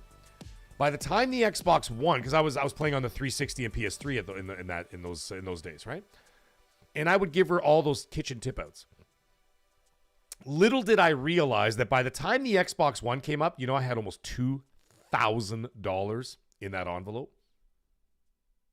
Yep. $2,000. I didn't even realize it was that much, but you don't realize how much money you throw away on bullshit on a daily basis, but you could have saved that for gaming or for something else. Just put it in an envelope, put it aside. If you do it yourself, you do it yourself. If you have that self-discipline, do it. If you don't have that discipline, give it to your loved one and say, do not touch this. Do not let me touch it. Don't let me know where it is. Here it is. You give them the money every single month. $50 a month. What the fuck is $50 a month? I mean, a friggin' pumpkin latte bullshit frappafucko at Starbucks costs $10 friggin' dollars. So don't have your frappa-fuck face, whatever it's called. Cut that out once a week. You know what I'm saying? Cut that out once a week and put that money and give it to your wife. Give it to your mother. Give it to your father. Give it to your husband. If whatever. And put it in an envelope. And guess what? By the time next generation comes, you're going to have $1,000 sitting there right in that account. You're going to have $1,000 sitting there in that envelope. And then you can go out and buy whatever the hell you want. That's how you do it.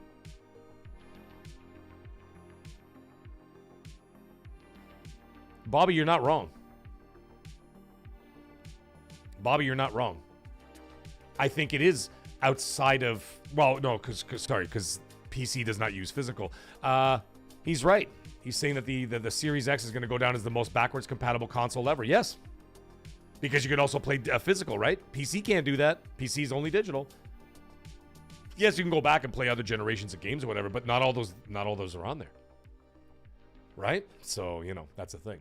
Anyways, we've talked about this long enough, folks. We got to talk about Black Ops 7. We got to do this. So, Black Ops 7.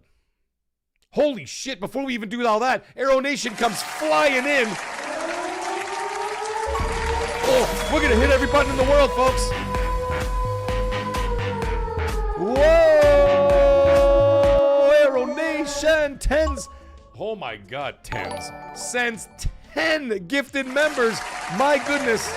Welcome to hell, motherfucker! My God, Aero Nation, what a donation. Thank you so much, my brother. I appreciate that immensely. You have no idea. Thank you so much. And look at all those beautiful names. I can't even read them all. There's so many out there. Ryan Young, Cameron is in the house. We got Looks like OXCJs. We got AK Dual Sensible, Ion, well, not Ion Storm, he was already there. New Soul, Noof Nukem. We got JKamer UK. We got Abdul in the house. We got Otacon. Look at all these beautiful people that just got all memberships. Thank you so much. And listen, guys, y'all know the drill now. I already told you now have access to my members only Discord.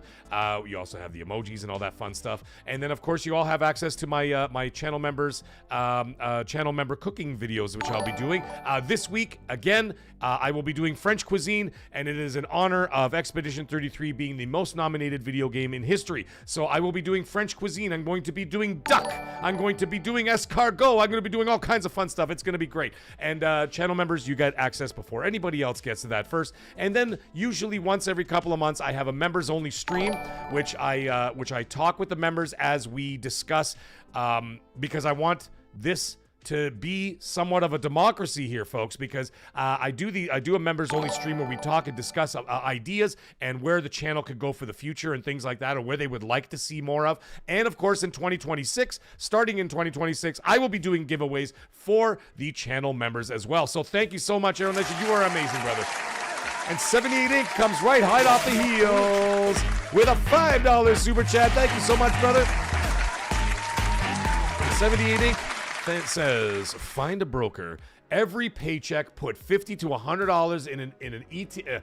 Excuse me if I could speak. In an ETF or ETFs. You will thank me later. Do it now. There you go. That's how you do it, folks.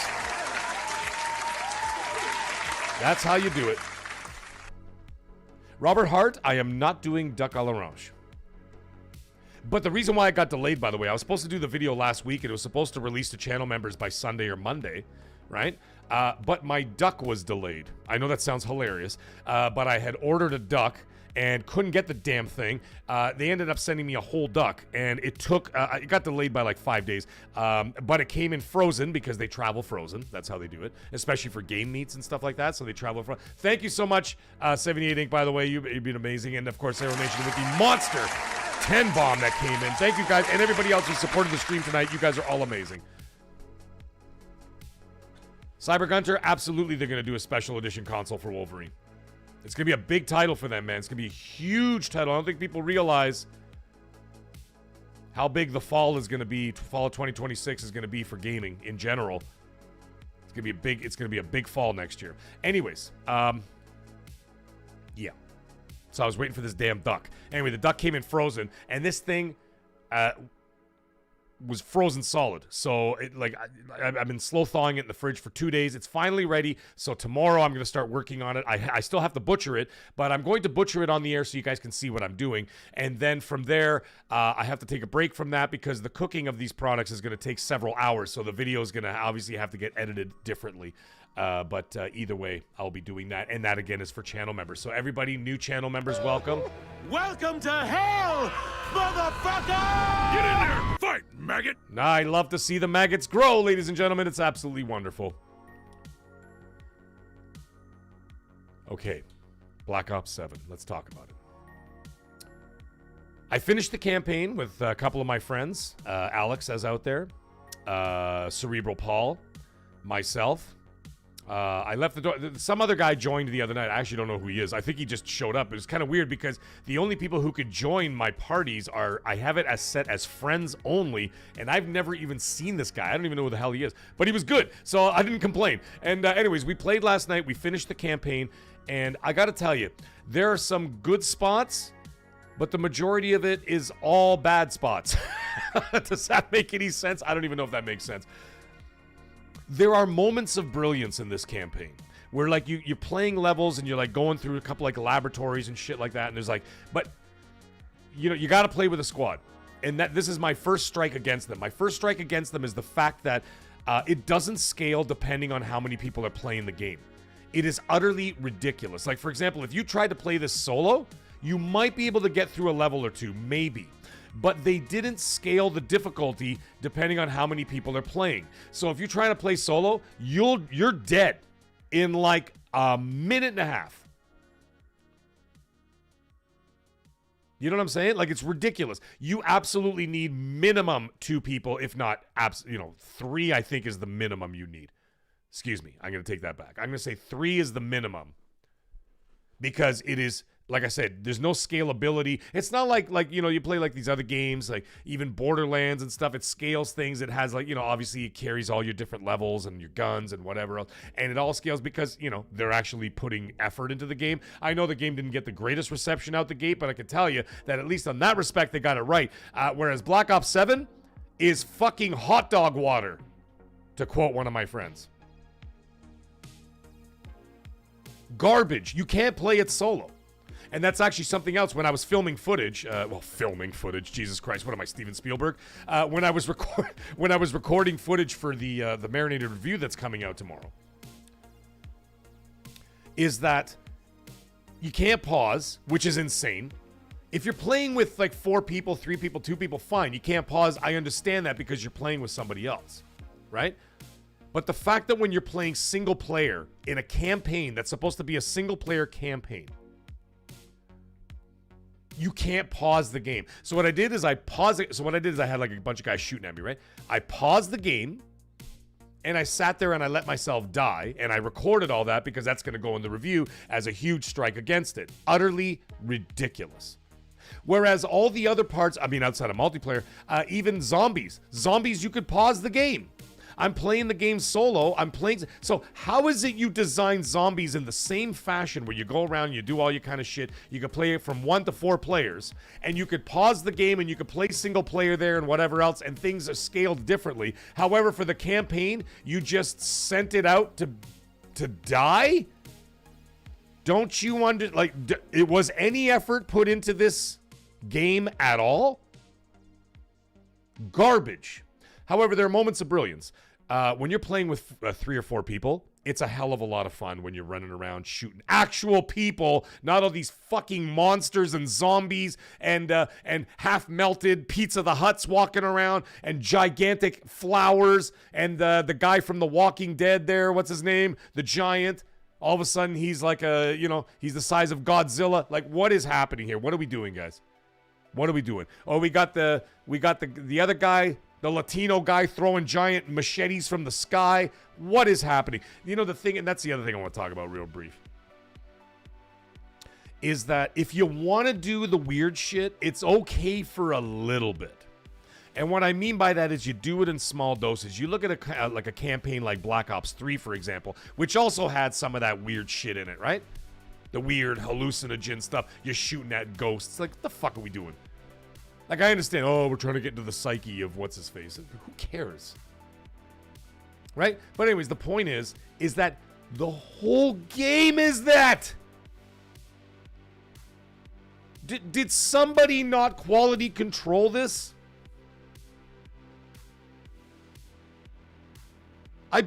Listen, I said it last night on the show, I'm going to say it again. If you want to spend this kind of money to buy a studio like that, and I know that someone else said it in the chat. I can't remember who said it. Last night, not tonight. Letting studios just run their own thing doesn't work. You need somebody to be the final stop, the final boss, so to speak. There has to be a final boss. There has to be a final boss who gets the final product put in front of him or her and sit down and say, all right, let me check it out before we send this out in the wild. I can't believe, I find it very difficult to believe that between Matt Booty, Phil Spencer, and Sarah Bond, assuming that they even sat down to play the damn thing, looked at that and said, cool, bro, send it out. Who gives a shit?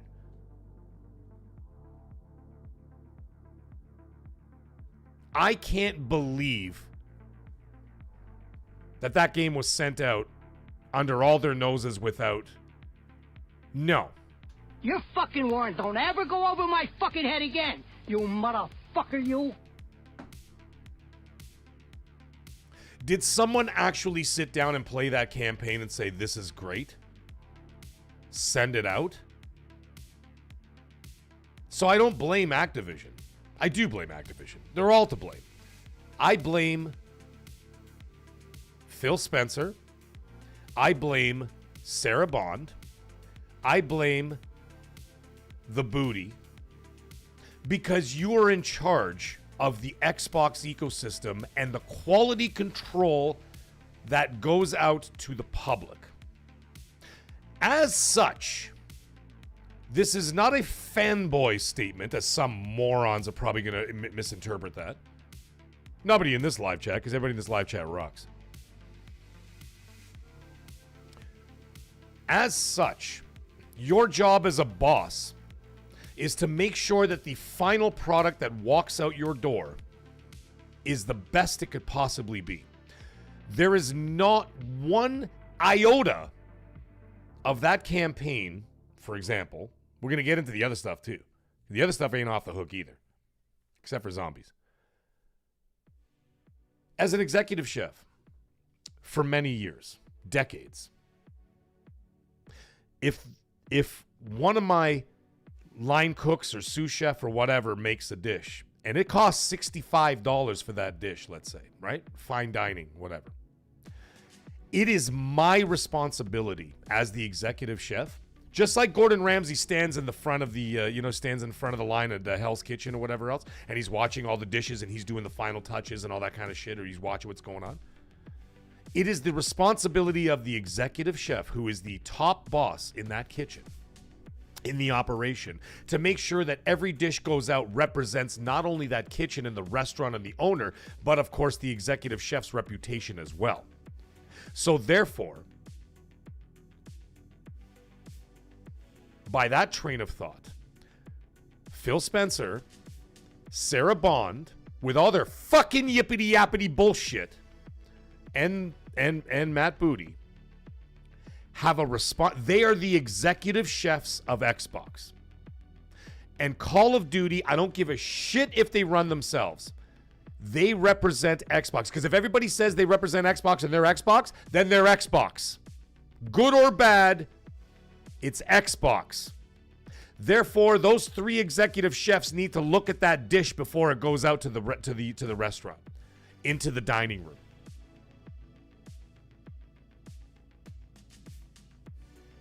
And if you look at it that way, if I was Gordon Ramsay standing at the front there, and you presented me that Call of Duty dish and I looked at it, and I would be like, come on, you donkeys! That's fucking raw! Where's the lamb sauce? That's what I'd be saying if you handed me a dish of Black Ops 7. They are the executive chefs of Xbox. Every single dish/game that goes out has to cross their plate. Right in front of them. Has to pass right in front of them, and they have to look at that and inspect that. I fail to believe, which of course they're probably doing now, by the way. Too fucking late, guys. Too late. I refuse to believe that it was presented to them at their desks, their big, fancy, very expensive desks with their 7-figure salaries, that they looked at that and said, wonderful job, guys. Send it out. There's no way I can believe that. I don't believe that. I can't believe that. Because I played that thing now 1.5 times, that campaign. Someone in the chat yesterday said it is bloated, mindless bullshit were the 3 words he used. Bloated, mindless bullshit. I was in agony trying to finish that game yesterday. When I was on the last levels of that game, and the bullet sponge enemies, I was unloading 3 clips. You guys can go watch the footage. If you're not going to play the game, go watch the footage. 3 clips on 1 enemy, all headshots. And then there's like 70 guys. And I'm just like, and I'm sitting there going, is this gonna end? It wouldn't end. It went on for hours. hours of just holding down the right trigger. It was so insanely aggravating, bloated, mindless bullshit. I give that campaign a 1 out of 10. 1 out of 10. And the reason why it gets a 1 is because the mechanics itself are still sound. And there were very few bright spots of brilliance where the four of us, myself, Alex, Cerebral Paul, and the other dude, when it was actually felt like a Call of Duty campaign. And I'm like, and I remember saying it during the live stream, I'm like, hey, this actually feels like a Call of Duty campaign. Shouldn't have spoken too soon, Mag, you stupid idiot. Mag, you moron. You shouldn't have said anything, because as soon as I said, hey, this feels like a proper Call of Duty campaign, I'm having fun, then all of a sudden zombies show up. Then all of a sudden red mist everywhere. I can't see what's going on. There's a scene where I actually, oh my God, I can't believe I have to say this. There's a scene where I have to dodge traffic like I'm playing Frogger from 1982. I swear to God, there's a sequence where you're running down the highway and you literally have to floaty jump, because the jump is garbage, floaty jump oncoming traffic across 4 lanes like I'm doing a top down, towards the screen perspective of playing Frogger. I wish I was kidding. Frogger. Beer, beer, beer, beer, beer, beer, beer, beer, beer, beer, beer, beer, beer. Shooting a gigantic flower that looks like one of those friggin' monsters from Stranger Things. That was a boss. You could tell that they actually tried to make FTW. How you doing, buddy? They tried to make a Destiny kind of game. They tried to make a Borderlands 4 kind of game. Failed. But those little spots of brilliance were so much fun that it still gets a 1. Because they were fun. And like shooting and stuff was fun. But it was exhausting. And you know what the funny thing is? People who are watching me play. Yeah, Emperor Hound, Mag with the pea shooter. Yeah, Emperor Hound was one of them last night. He goes, he puts in the chat, as I'm exhausted. I'm sitting there like this with the controller. I'm like this. That's my finger. This is my finger on the trigger. 8 minutes later, I've killed 4 guys.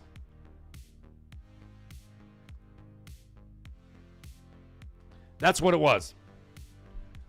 And anyway, so what he says in the chat, Emperor Hound last night, he goes, dude, are you shooting him with a pea shooter? And I'm like, dude, it certainly feels like it, doesn't it? Yo, MAGGCAST, what's up? Oh, dude, I'm giving my brief review of Call of Duty now that I've put in several hours with the game. Jay Silver, giant white dude shows up. Yeah, that was another thing. Like the whole, you guys have all seen the clips. You know, everybody was clowning on that. But anyways, there were moments of brilliance in the campaign where I'm like, wow, this is awesome. This is what I'm looking for. Can't you just give me the whole game of this? If you want to give me the freaky deaky shit with the ghosts and the friggin' this and the that and the zombies and the red mist and the what and the dodging traffic, do it for 1 level, ladies and gentlemen. Ladies and gentlemen, what am I talking about? Activision. Do it for 1 level. Don't do it for the whole friggin' game. What are we talking about here? 1 level. You make a freaky deaky, weird ass, psychedelic level. Okay, you sucked in the red mist. Now everybody's all weird. Okay, now I'm running around in Doctor Strange land. There's like, the city is upside down and then the city is upside right and you're jumping around floating cars. Okay, what the fuck are you talking about? You do it for 1 level and go, okay, that was kind of cool as a novelty. I get it. Cool. Can we go back to shooting North Koreans, please?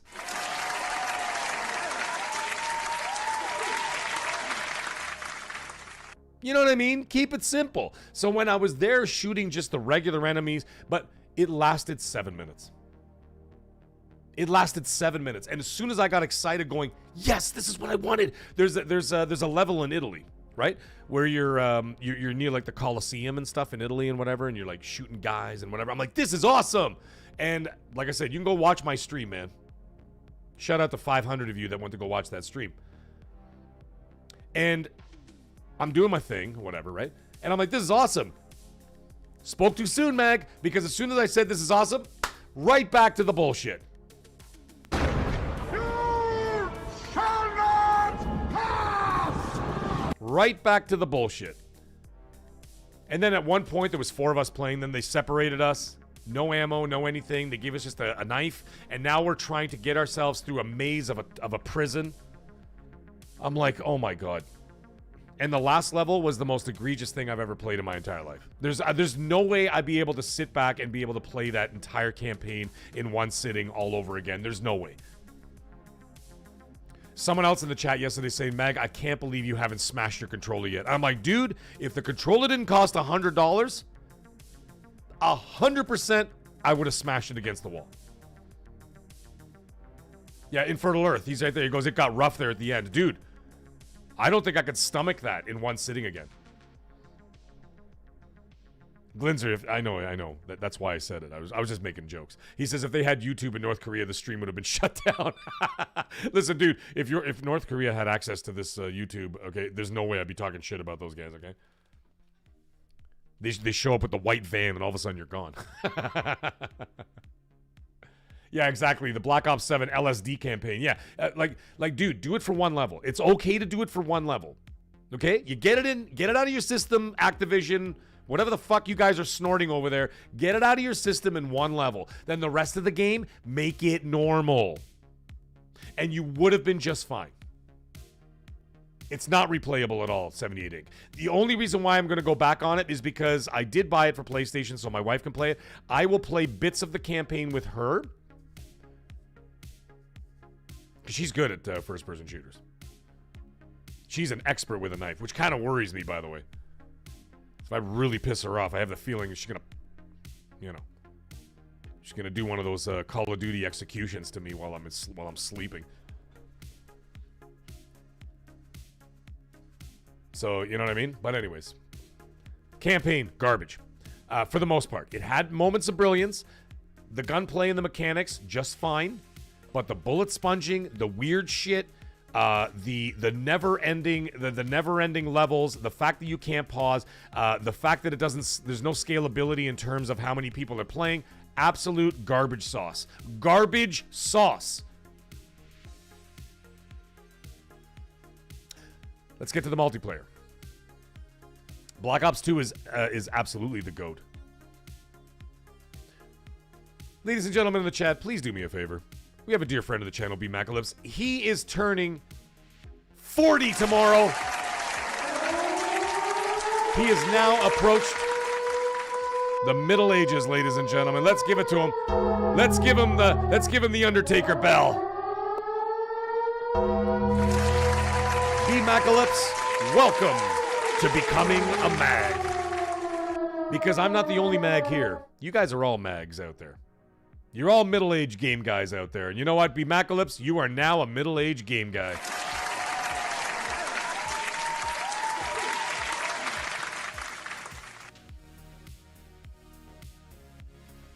Welcome to becoming a mag. That's why I came up with the name. Because it wasn't like my name wasn't just for me. My name was to represent an entire generation. Because I'm like, I said it to my wife. When I came up with the name, she's like, why that name? I said, you know why? I said, you know why, honey? I said, because there's an entire generation of people out there that grew up playing Frogger. Not Black Ops 7 Frogger, but actual Frogger. And Asteroids and Miss Pac-Man and all the shit you guys see behind you. Right? Dragon's Lair I got right there. Amongst the other arcade cabinets.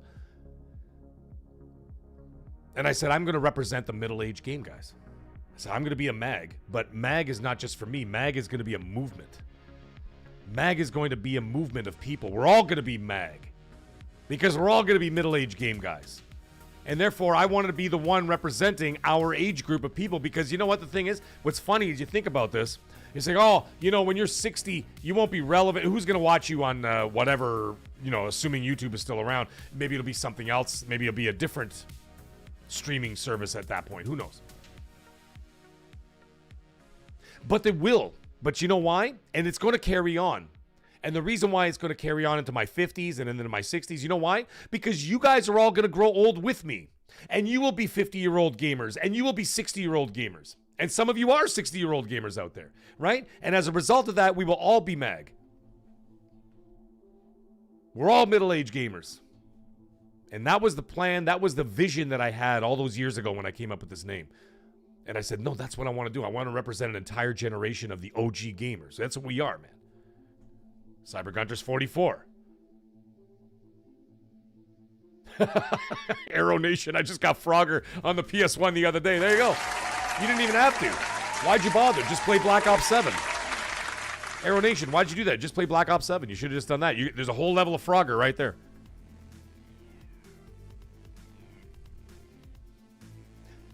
The multiplayer.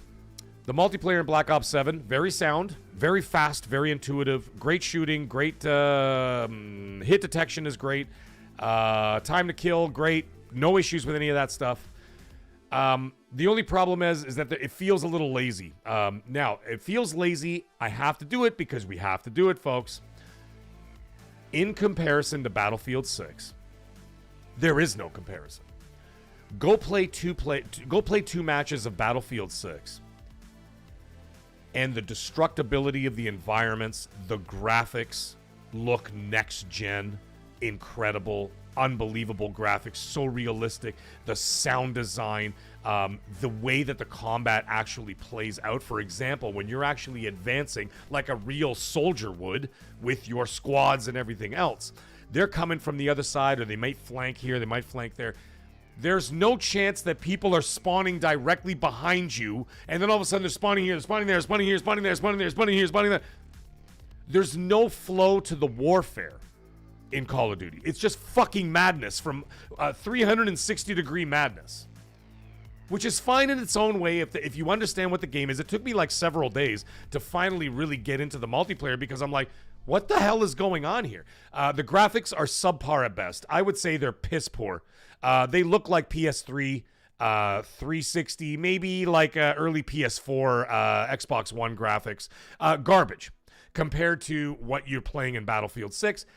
Nowhere near that. On top of that, the maps reused over again. Like, how many times are we going to get Nuketowns? How many times are we going to play Modern Warfare 3 maps and other Black Ops maps? Some of them, yes, I enjoy those maps because, you know, they bring back nostalgia, but it just shows a level of laziness that they're just here to basically crank out the fucking sausages from the sausage making factory and get them out and shove them in people's mouths, kind of like Little Nightmares. You remember Little Nightmares? They had like the sausage machines and they're going directly into those people, the fat people's mouths, and they're just consuming and consuming and consuming, and it was supposed to be a metaphor for like a Western society of just keep shoveling shit in people's mouths. That is exactly what it is. And Call of Duty, Activision, the way that they're acting right now is they are not the metaphor, they are the actual reality of that metaphor of just keep shoveling shit in people's mouths. They don't care what it is, they're just going to keep taking it in.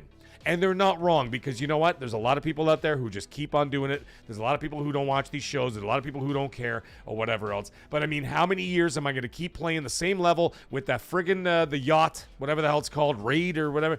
Or no, Raid is the other one in the mansion. Love those levels, but I played them for 10 years, guys. How many more years do you want me to play the same levels over and over? I understand you want to just add it to bulk it up because you're giving us the facade of content. Oh, look at all the content we're giving you. I'm like, no, all you're doing is recycling the same old shit.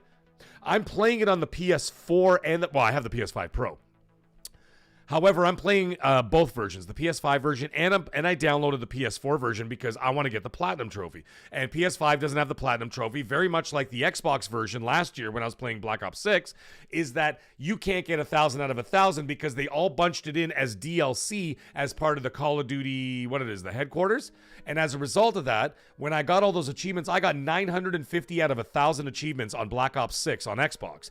And I don't get, and all it showed up is that I had like 2,000 something something achievements out of 4,000 achievement points because they shoved it all as DLC. They did the same thing in the PS5. You can't get a platinum trophy. You can only get one if you get 100% on all the Call of Duties that they put in the headquarters. However, on the PS4 version, you could still get the platinum trophy because it's not part of headquarters. So I am actually playing the PS4 version, and I can absolutely tell you as a fact that the PS4 version and the PS5 Pro version, there is absolutely no discernible difference between the two. I'm playing them both back to back. I turn one on, I turn the other one on, and I've been doing that for my review as well. There is no discernible difference between the PS5 Pro and the PS4, and that is not a PlayStation problem. That is an Activision problem. I blame Activision 150,000%. It is them who is releasing this subpar quality product, as opposed to my Italian brother Vince Zampella, who released an absolute masterpiece in Battlefield 6. And I told some people out there was a new listener in the channel a couple of weeks ago, and I said to him, I said, dude, do me a favor. I said, do you have access to both games? He said yes. I said, I want you to play, and he actually had never played Battlefield 6 before. He bought it, and he just hadn't got around to it. He also had Black Ops 7. It wasn't a couple of weeks ago. It was last week. What the hell am I talking about? I said, I want you to play 10 minutes of Battlefield 6. Turn that shit off, and then go back to, and then play Black Ops 7 multiplayer. Sammy's, he disappeared from the chat for like half an hour. He disappeared from the chat. He comes back, and the first things he said was, holy shit. Oh, Hijacked. Thank you, Voyager. That's the name of that level. Hijacked. That's the yacht one. He came back, and the first two words that came out of his mouth were, holy shit. And I said, holy shit what, dude? Come on, tell me. Come on. Go into detail. And he's like, it's not even close. He goes, it's not even close. So, the multiplayer, fun as hell. Great gameplay, madness, ridiculousness, but you know what you're getting into. It's kind of like Fortnite. You know what you're getting into. It's just silly, shoot everything, have a good time, blow some shit up or whatever else. But like I said, you compare this to Battlefield 6, there's some idiot shooting at me from a building. I could take the building down. I could shoot a grenade launcher at that wall and blow that wall up, and it changes the level design. This is something, there's an ingenuity that came with Battlefield 6 in terms of increasing the realism of the battlefield, no pun intended, that you go and play Call of Duty, it's like going back to a child's toy. It's no. However, the fun factor trumps all. So I will give it a 7 out of 10.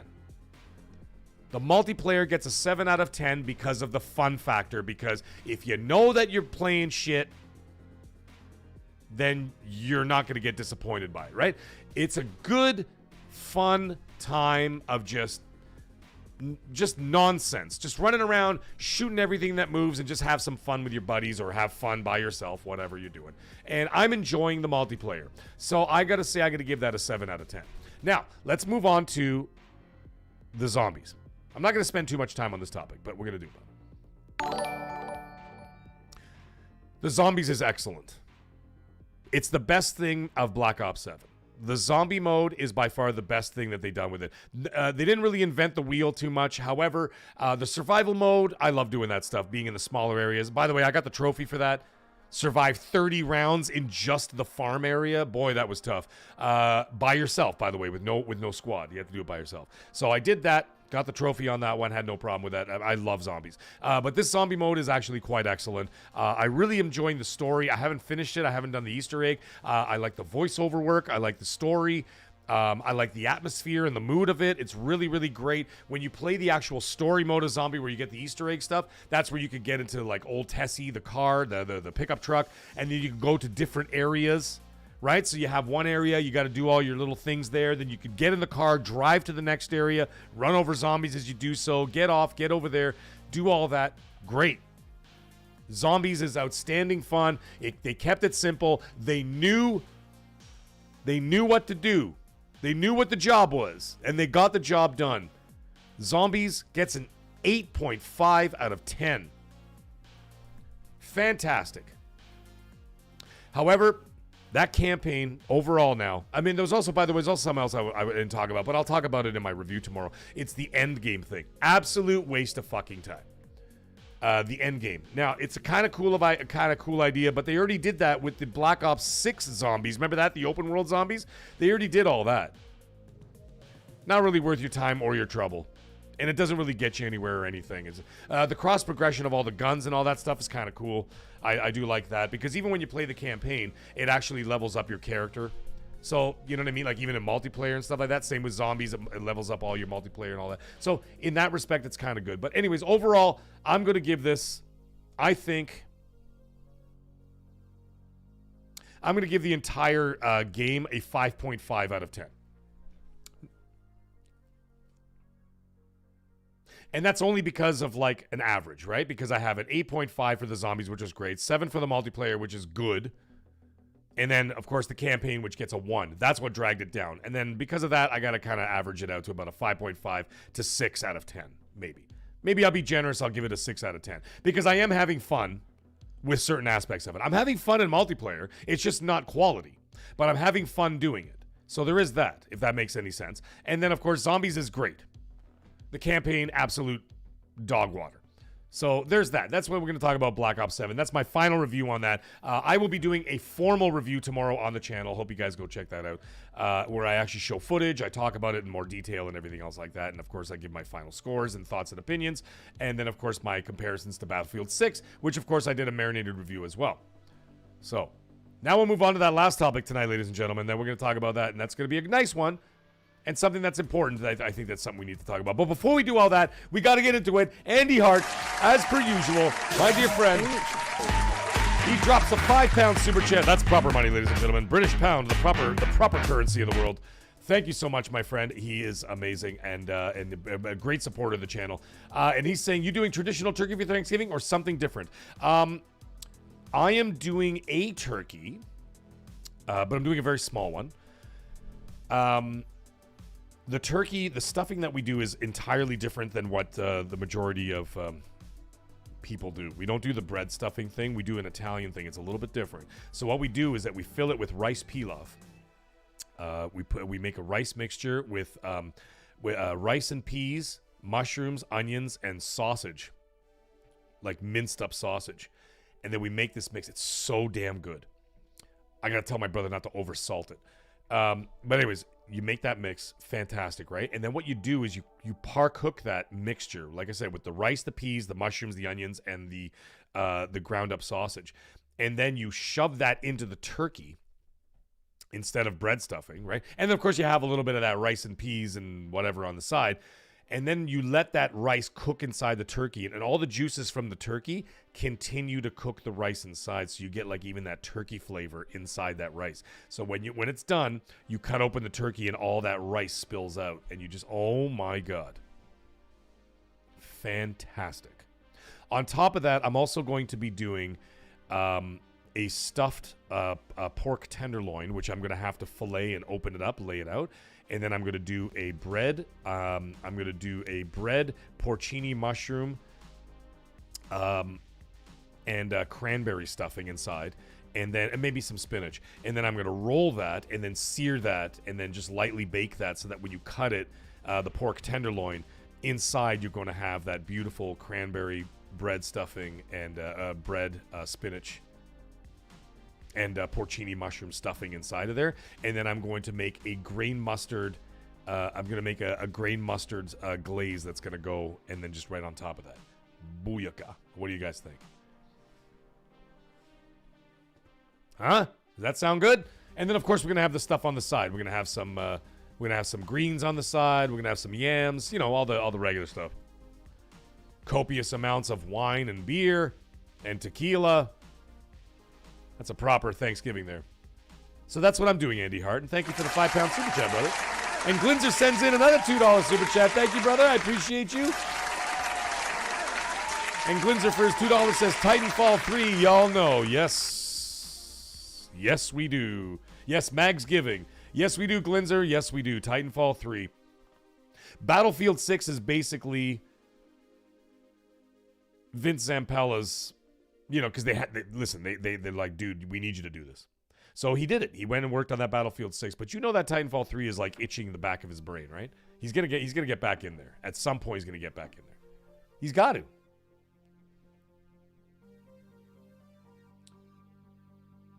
DJ Marchman, thank you, buddy. He says, Mag, can I marry you on the side for these dishes? Of course. Yeah, so listen, I'll take some pictures. I'll post them up for you guys, okay? I'll post up the pictures of what I'm doing. So that's what I'm doing for Thanksgiving. So we're doing that turkey, as I said, with that the rice stuffing and all that stuff. My brother's going to help. My brother's going to be there, so he's going to help with that. And then I'm going to do that stuffed pork tenderloin, which I'm going to do. That's hard to do, man, because you need a very sharp knife for that, because you got the tenderloin there, right? Just like it looks like a long dick, basically. Sorry, there's no other way to say it. Like, what the hell are you going to say? And then you have to, like, gently, with a very sharp knife, fillet it and continue filleting it and opening it up so it turns into like a flap, so it looks like a piece of paper, or like even like a piece of seaweed, as if you're stuffing, like as if you're making sushi, or like a sushi roll, right? So it's the same idea, except it's now laid flat pork, and then I'm gonna put the stuffing inside and then roll it like sushi, and then sear it, and then just lightly bake it, and then of course the grain mustard sauce that's gonna go on top. Beautiful. Mwah! Jay Silver. No, I haven't heard anything about Microsoft after the Black Ops 7 flop. It's still selling incredibly well in the US, from what I understand, but we're going to have to wait for final numbers and see what's going on. However, we can see engagement numbers are not great. Obviously, the reviews are not great. The user reviews are in the toilet. I think it's like a 3 out of 10 or so. I don't know. I can't remember what the hell it was. Anyway, it's very, very, very bad. But anyways, we will see the fallout for that very shortly, because I can guarantee you this. Activision and Microsoft must both be pissed right now. But you know what? They only have themselves to blame. They can go fuck themselves, as far as I'm concerned. I don't care. They deserve every ounce of it. They deserve all the smoke that comes their way, and I hope it doesn't let up. Because, like I said before, the 3 executive chefs that allowed that dish to go to the dining room are to blame as well. When what the hell is his name? Shohei Yoshida. When he played God of War in 2016 or 2015, whatever the hell it was, and you know what he went to Cory Barlog? He said, "This is shit." He's like, "I'm not letting this pass. This is garbage. Go back and do it again." And Barlog went with his tail between his legs, went back to Santa Monica Studios and made a friggin' masterpiece. But someone was standing there in the way and said, absolutely not. This game is bullshit. Right? And you guys remember that? You guys watch the document? If you watch the documentary, if you guys watch the God of War documentary, which I did, great documentary, you would see that that's exactly what happened. It was Shohei Yoshida. Thank you, Quality Control. Thank you, Marco. Or Mirko, excuse me, Mirko.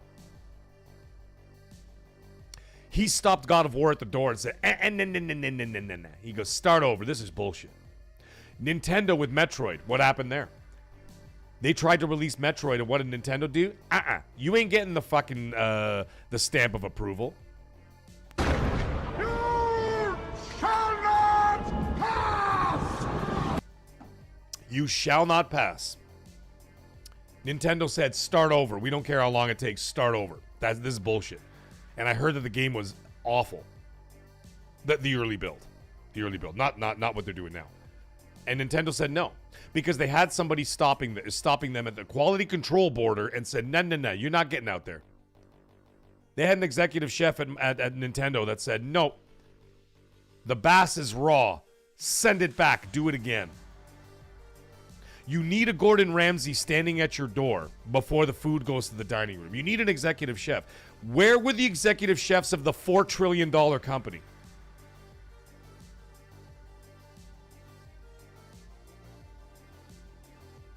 Where were the executive chefs at the $4 trillion company who are making multi-million-dollar paychecks? I know exactly how much Phil Spencer makes. I know what Sarah Bond generally makes.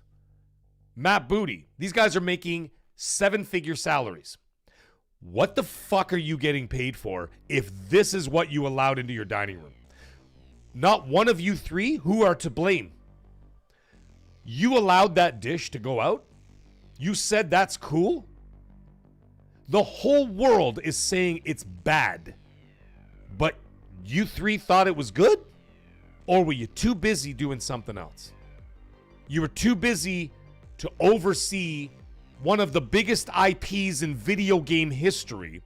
You weren't there to quality control one of the biggest IPs in video game history. You didn't think maybe it was a good idea to sit down and take a look at it, but you're so busy cranking out the sausage every year that you're not concerned about it because it's deadlines. You guys realize the insanity right now that the next Call of Duty is coming out in less than a year?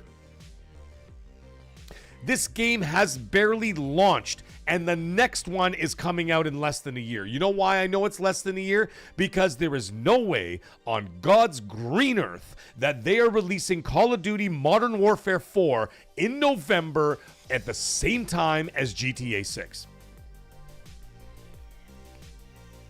There is no way they're releasing, I'll say it again for everybody in the back who didn't hear me.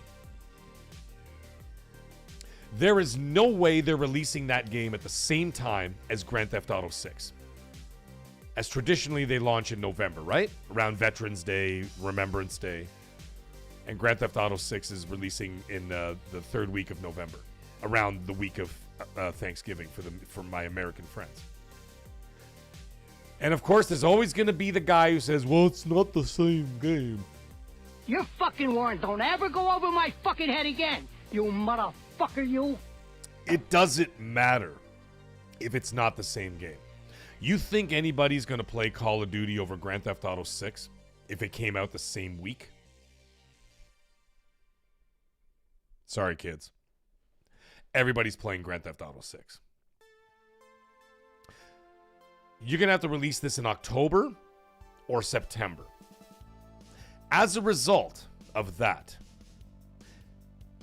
the madness is you're not even waiting a year to release this game, which means you're going to release this game 11 months or maybe even 10 months after the release of this shoddy effort that came out. And let's also not forget their also effort of Modern Warfare 3, which was basically put together with glue and popsicle stick bullshit, which was also a garbage game. That's 2 out of your last 3. Black Ops 6 was good all across the board. Campaign, multiplayer, zombies. Zombies, I'll give it a 7. But for the most part, the other stuff was actually really good. But you have Modern Warfare 3 dog water, then you have decent, good, and then you have this, which has its moments. Dumb but fun. You know what I'm saying?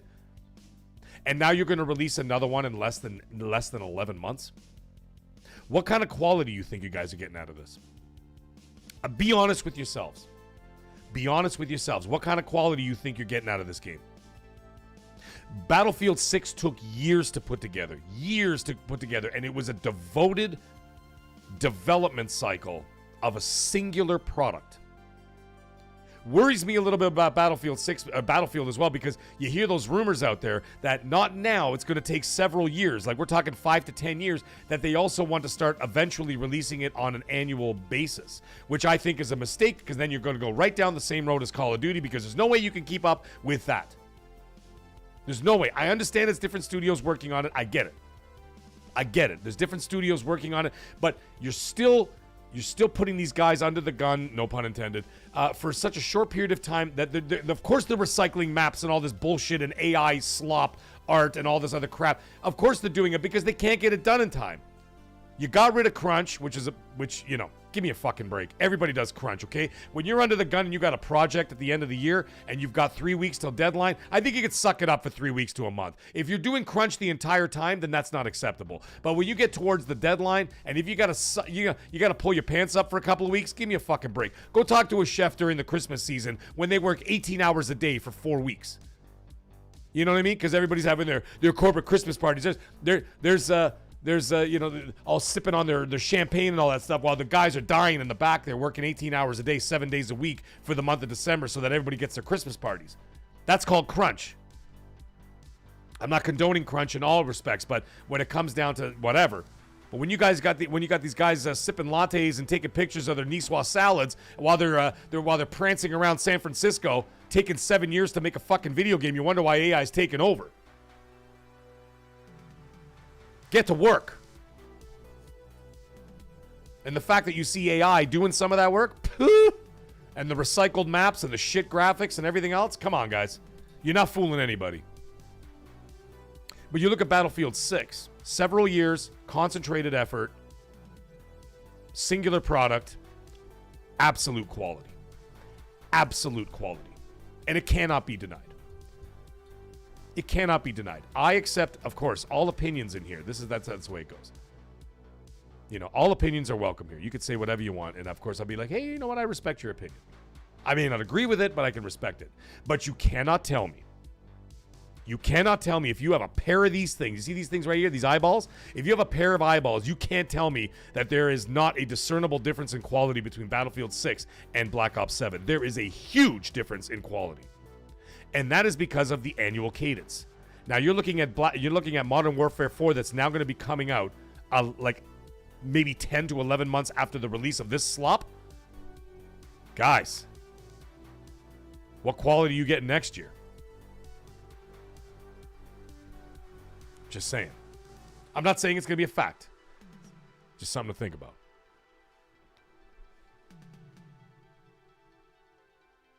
Yeah, Glinzer. Restaurants go through crunch every weekend. Yeah. You don't see us bitching about it. I've been in that business for 3 decades, bro. 3 decades. Grinding away like a madman. They don't know crunch. Nate Dogg, he's saying Mr. Matty Plays was saying that COD got punched in the mouth. Yeah, they did, and they deserve it. They deserve it. They needed a punch in the mouth. They got a punch in the mouth, and they got their balls kicked in. They deserve every ounce of it.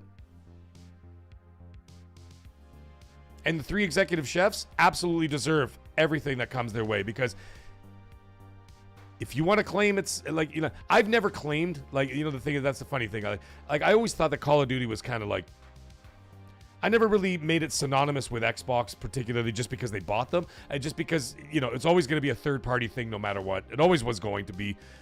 You know, I know that there was a brief talk about it during the trials and the hearings about all that and the exclusivity. You knew that was never going to happen, guys. You knew that was never going to happen.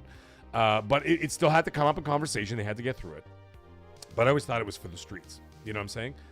And anyway, as a result of that, I never really made it synonymous with Xbox in terms of like the own, I mean, you know, of like, this is a product. But if you are going to say that, which is fine, well, it's an Xbox product. Xbox owns it. Well, excuse me, Microsoft owns it. It's an Xbox studio. Then you have to blame the leadership of Xbox for what happened to the game. That is what happens when it's the cost of being the boss. That's the way it goes. You own it, then you're responsible for it. That's the way it goes. So yes, you can blame Activision. You can blame the devs. You can blame the leadership at Activision.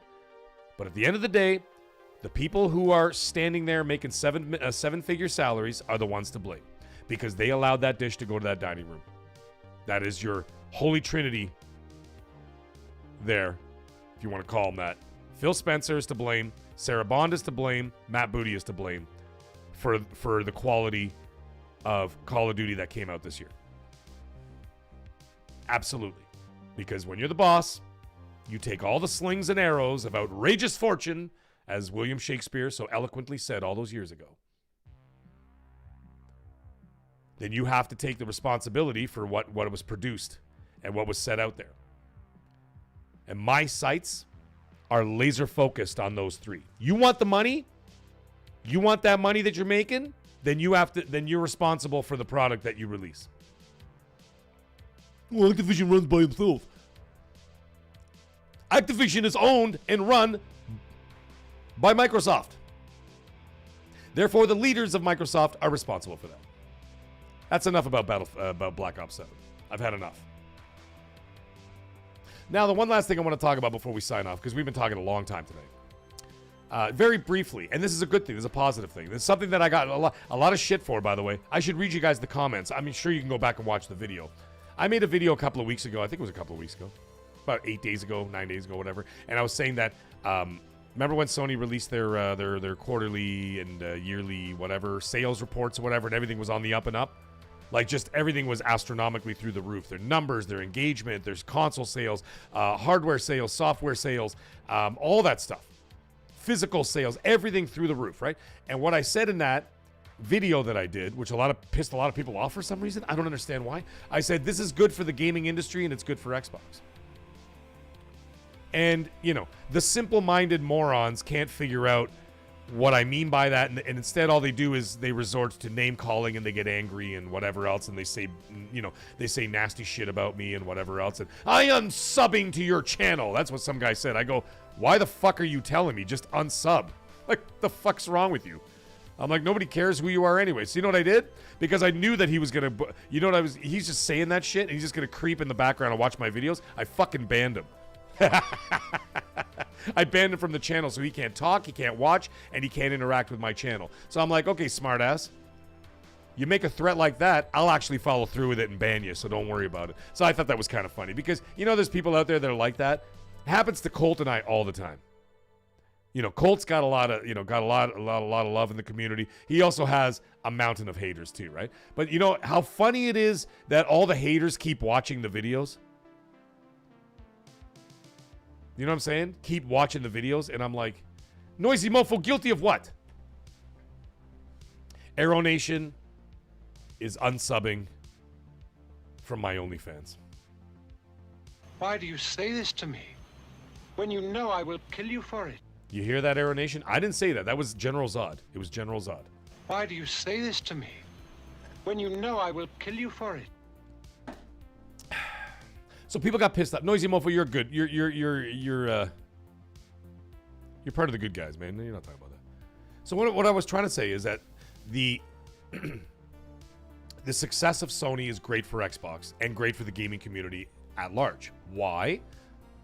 Because everybody's affected by it. It's a symbiont circle, right? And what I mean by that is that in the end, you're going to be getting positive sales. You're going to be getting multiple incomes going to multiple different companies and publishers. This is all great, right? This is what I'm trying to talk about. And that's what I was trying to say in the video. And that's why I say it's great for Microsoft. And of course, like I said, the smooth brain couldn't figure out what I was saying. But what I'm getting at is that, I'm not sure you guys get it, as a publisher now, Microsoft makes games that are going to be selling primarily on PlayStation, right? As a lot of people on the Xbox side of things are either A, not buying games in the same quantity as people in PlayStation because there's simply just not the numbers, or a lot of people are on Game Pass, right? Whether that's on the console or on the PC, utilizing Game Pass as well. So I said this is great for them as well because they start selling quality games over on the PlayStation, start selling millions of copies like they did with Forza Horizon. And of course, next year is going to be a big year for Microsoft, big year for Xbox. Right? As a result of that, they're going to sell millions of copies of games next year that they're going to take 70% publisher fee for. They're going to be making billions of dollars because of the success of Sony.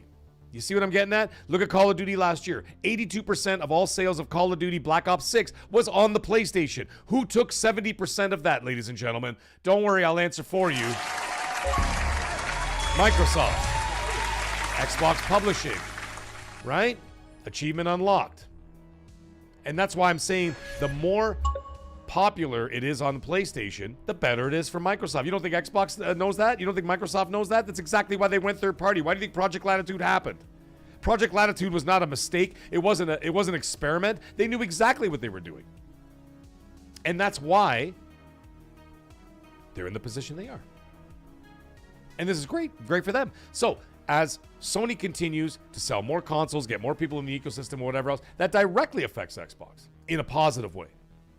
Because now, as a third-party publisher, you've got big games. Look at next year.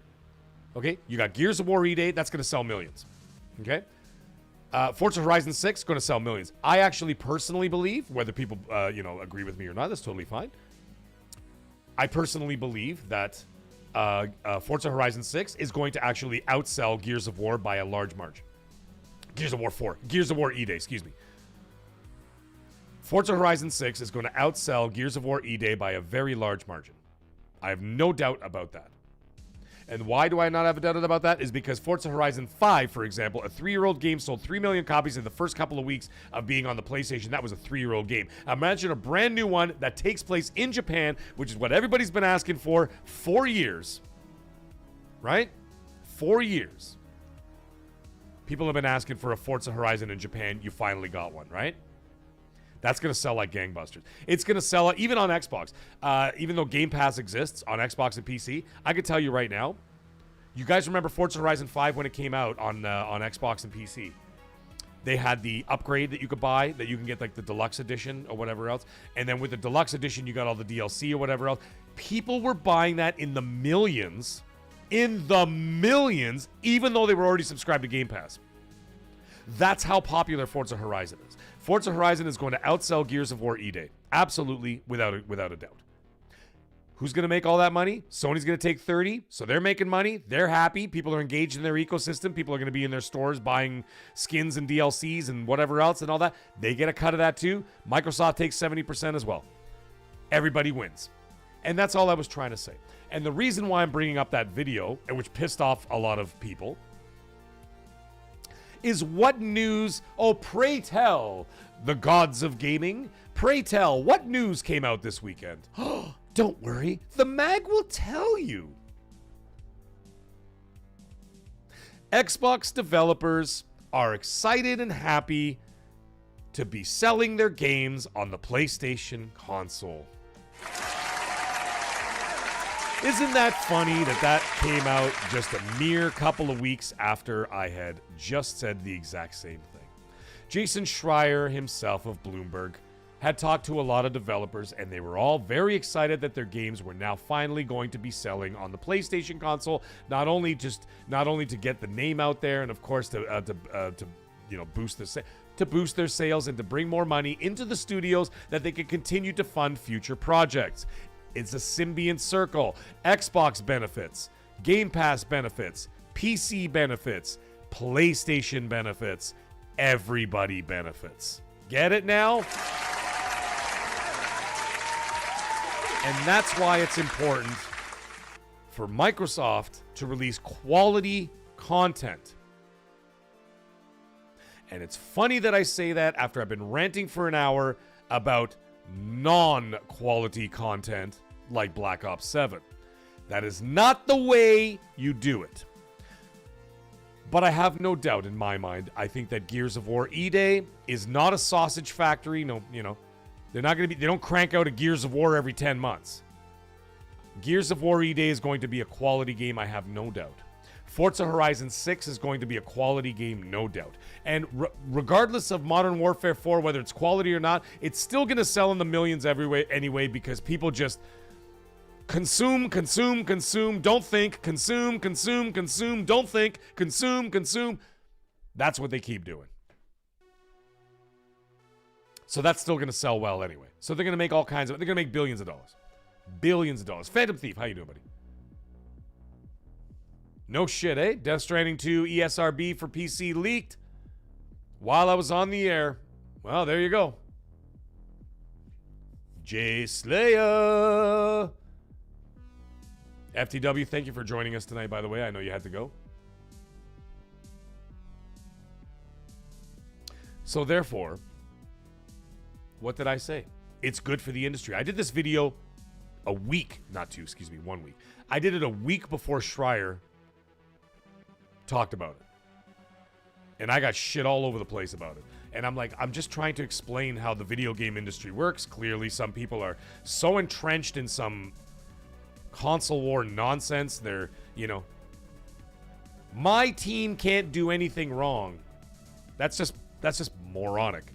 It's beyond moronic. It's literally a mental disease. It's a mental illness. Like, for example, let me put it in a different way for you guys in the chat. My Buffalo Bills piss me off usually once every 2 weeks, okay? They are my football team. I've been following the Buffalo Bills since 1988. Maybe 87. I can't even remember. 87 or 88. I've been watching the Buffalo Bills. I watched them lose 4 Super Bowls in a row. I've watched them not get to a Super Bowl ever since. They've been very close a couple times. Josh Allen's very close, man. He kept knocking at the door, but you know, when Kansas City pays off the referees, what are you supposed to do, right? But anyways, doesn't matter. Do I criticize the Buffalo Bills on a regular basis? Absolutely. Do they piss me off on a regular basis? Absolutely. But this blind attachment to your ecosystem of gaming is a sickness, where people will literally vehemently defend every bad decision a company makes, whether it's Sony, whether it's Xbox, whether it's Nintendo, whatever. And they will defend Steam. They will defend it to the ends of the earth. And it is literally mental, as the British would say. You know what I'm saying? But you're willing to, like, criticize your sports team, whether it's Manchester United, whether it's Arsenal, whether it's the Buffalo Bills, whether it's the Toronto Blue Jays, whether it's the LA Dodgers, whether it's the New York Mets, whether it's the Toronto Raptors, whether it's the Clippers. It doesn't matter what sport it is. Doesn't matter what sport it is. You're willing to, not you guys. You guys are awesome. People are willing to, like, criticize those things or whatever, but as soon as you say something critical about their video game company, holy Christ in heaven, they got to lose their minds. So I released that video to talk about the positive aspects that will hit the entire gaming industry, and it's very important. And I'm like, yeah, absolutely it does, and it's great for everybody.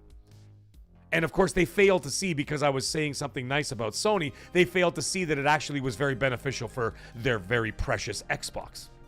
So they came after me like a bunch of fucking Neanderthals. But that's fine. That's the internet. That's what the internet does, right? That's what the internet does. And then all of a sudden, a week later, after I said all that, here's the quote from Jason Schreier.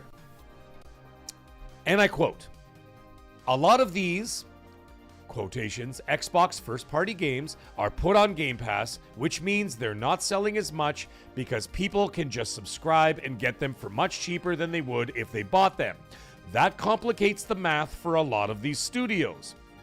A lot of game studios are now actually thrilled that they get to release their games on PlayStation, which is a recent phenomenon that's been happening in the last year or so." End quote. Jason Schreier of Bloomberg.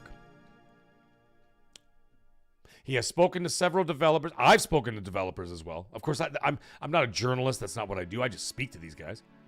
And they told me the same thing. They're excited and happy about it because more income comes in, and what happens is some of that money gets obviously kicked up to Microsoft. It's just like the mafia. You got to kick it up to your capos, and then kick it up to your bosses, and then from there, the rest of the money you get to utilize in order to fund your studio and future projects, right? And of course, that also means that you get to keep your job,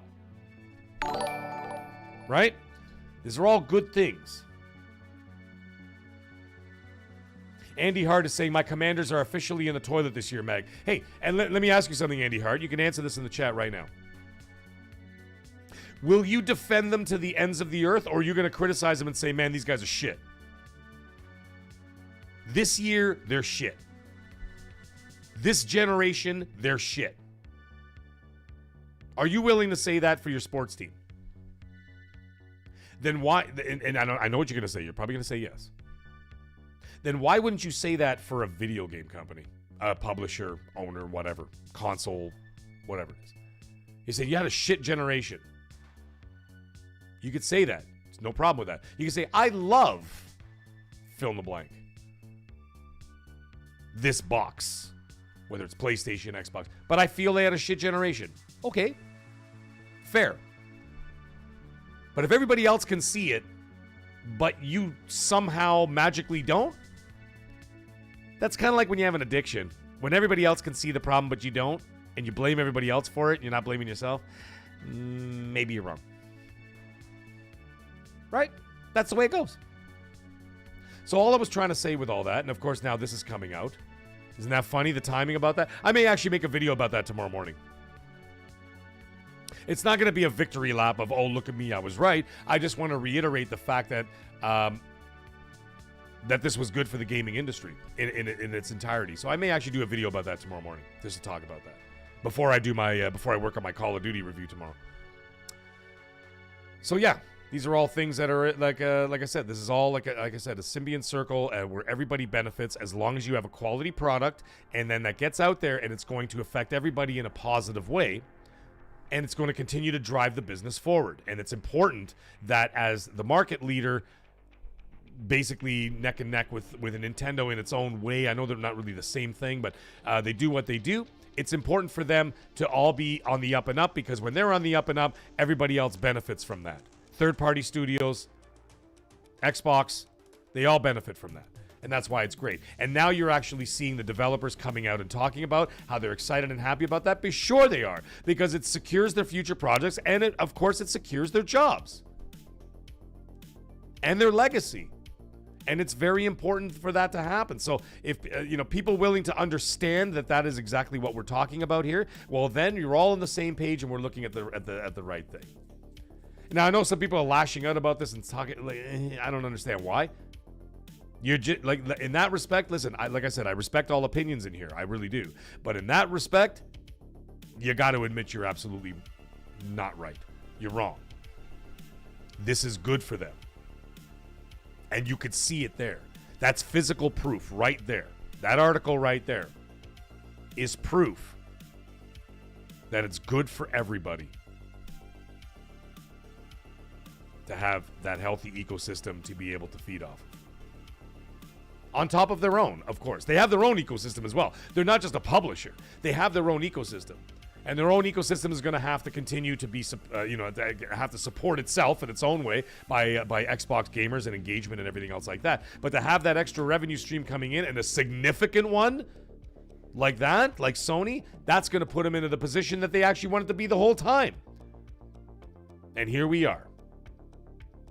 Fast forward to today, and Xbox is now an official third-party publisher, as we've been saying since 2023. But now it's officially happened, and this, like I said, and now you're seeing the fruits of that labor, and you're seeing that these developers are excited and happy that their products are going to get out there for people to buy, on top of the ecosystem that they're already supporting on the Xbox and PC. So this is great for the gaming industry, great for the health of the industry, and for everything moving forward. So I see nothing but positives here. It's all great. And we got Grumpy Old Fart. He came back in with another $5 super chat. Thank you so much, my friend. And he says, for the Ducks family, good night. Thank you so much, my brother. I appreciate you. And you get a rare Xbox achievement, because you are such a huge supporter of the channel, my friend. I really appreciate you. But anyways, guys, we are approaching almost the 3-hour mark. That is unreal. I didn't think it was going to happen that long. And not only that, I did it without having one single sip of alcohol. Not one. Just my gigantic glass of water. And I didn't even have to pee, not even once. That's even more remarkable. Mag, you doing any gaming tonight? No, Aero Nation, I am not. I do actually have to get to bed because, as I was saying at the beginning of the show when I was talking about doing my stress test today for the cardiology and all the other tests I had done and everything else, there's nothing wrong, folks. It's just something, it's a screening process I do every 3 years because, let's face it, up in Canada, we don't pay for healthcare. It's actually good to just utilize the facilities that are there for you and, you know what I mean, stay on top of that shit. So I do it every 2 or 3 years. I go through all round of tests. I get blood work, what's it called? Ultrasound, heart ultrasounds. I do stress tests, EKGs, blood pressure, all kinds of shit. And then I get the full physical, testicular cancer, colon cancer, all that shit. We check for all that stuff. So I do that anyway. So anyways, I have my physical tomorrow morning, and I have to go back to the cardiologist to get my results from today's stress test. You should have seen me crush that stress test today, folks. They say the average, the test, they're like, 4 minutes is the minimum, 12 minutes is the maximum. I went past 12 minutes and I didn't even run out of breath. I was still going. I'm like, I could keep going. It was getting hard. Marshman, rice that turkey. So anyways, yeah, so I got to get to bed because I'm going to, even if I don't sleep 8 hours, which I won't. Yeah, don't forget the cough. Thanks, Susan. Even though I don't actually physically sleep 8 hours, I like to be in bed for 8 hours. So at least I'm lying down. You know what I mean? So like my body is relaxing in that way. So yeah. So anyways, yeah. So I'm basically gonna sign off here. I'm just gonna basically go to bed and then take care of all that stuff. And then tomorrow, actually, I promised my daughter I was going to finish Little Nightmares 3 with her tomorrow. So the poor little munchkin is asking me, she's like, Daddy, can we go street again? And I'm like, yes, baby, we got to finish Little Nightmares 3. Hey, Satius, how you doing, buddy? So we are going to finish actually tomorrow after her school. So probably, let's say, around 5 o'clock Eastern Standard, I am going to go live with Little Nightmares 4 with the little one. And we're going to finish that game tomorrow night. What a wonderful game, by the way. Great game. So my daughter and I are going to finish Little Nightmares 3 tomorrow night. And then, I don't know, maybe afterwards I might do some, maybe I'll do some, what's it called? Maybe I'll do some Borderlands 4 tomorrow night with the fam. And then, and have an open spot, so if anybody wants to jump in, any maggots want to jump in, feel free to do so. We can always squad up, have a good time. So maybe we'll do some multiplayer tomorrow night. And then sometime before the weekend, I'm also going to be doing another not Battlefield. I'm going to do another Black Ops 7 multiplayer session. So anybody wants to jump in, we can do some Black Ops 7 multiplayer. Like I said, it's dumb, but it's still fun at the end of the day. But either way, anyways, got to get going, guys. Everybody have a great night. Stay magnificent. We'll talk to y'all real soon. And of course, thank you guys all for the support. I can't do this without you. And honestly, man, I know I keep saying it, but I can't wait for that day when I finally get to do this full time, because in my heart of hearts, I was meant to entertain and I was meant to talk and I was meant to do this. And I absolutely love doing this. I love doing this. This is what I want to do. And the fact that it's almost 3 hours and I'm still yapping away, just me by myself, this is what I wanted to do with my life. And I've done all kinds of wonderful stuff in my life, great things, and I've succeeded in a lot of things. But I think now this is where I need to be. So you guys are all getting me one step closer to making that dream a reality one day. So thank you guys all for the support. I can't thank you guys enough. You guys are amazing. Love every single one of you. We'll see you guys all tomorrow afternoon for some Little Nightmares 3. Have a great night. We'll talk to you all tomorrow. Thank you and good night.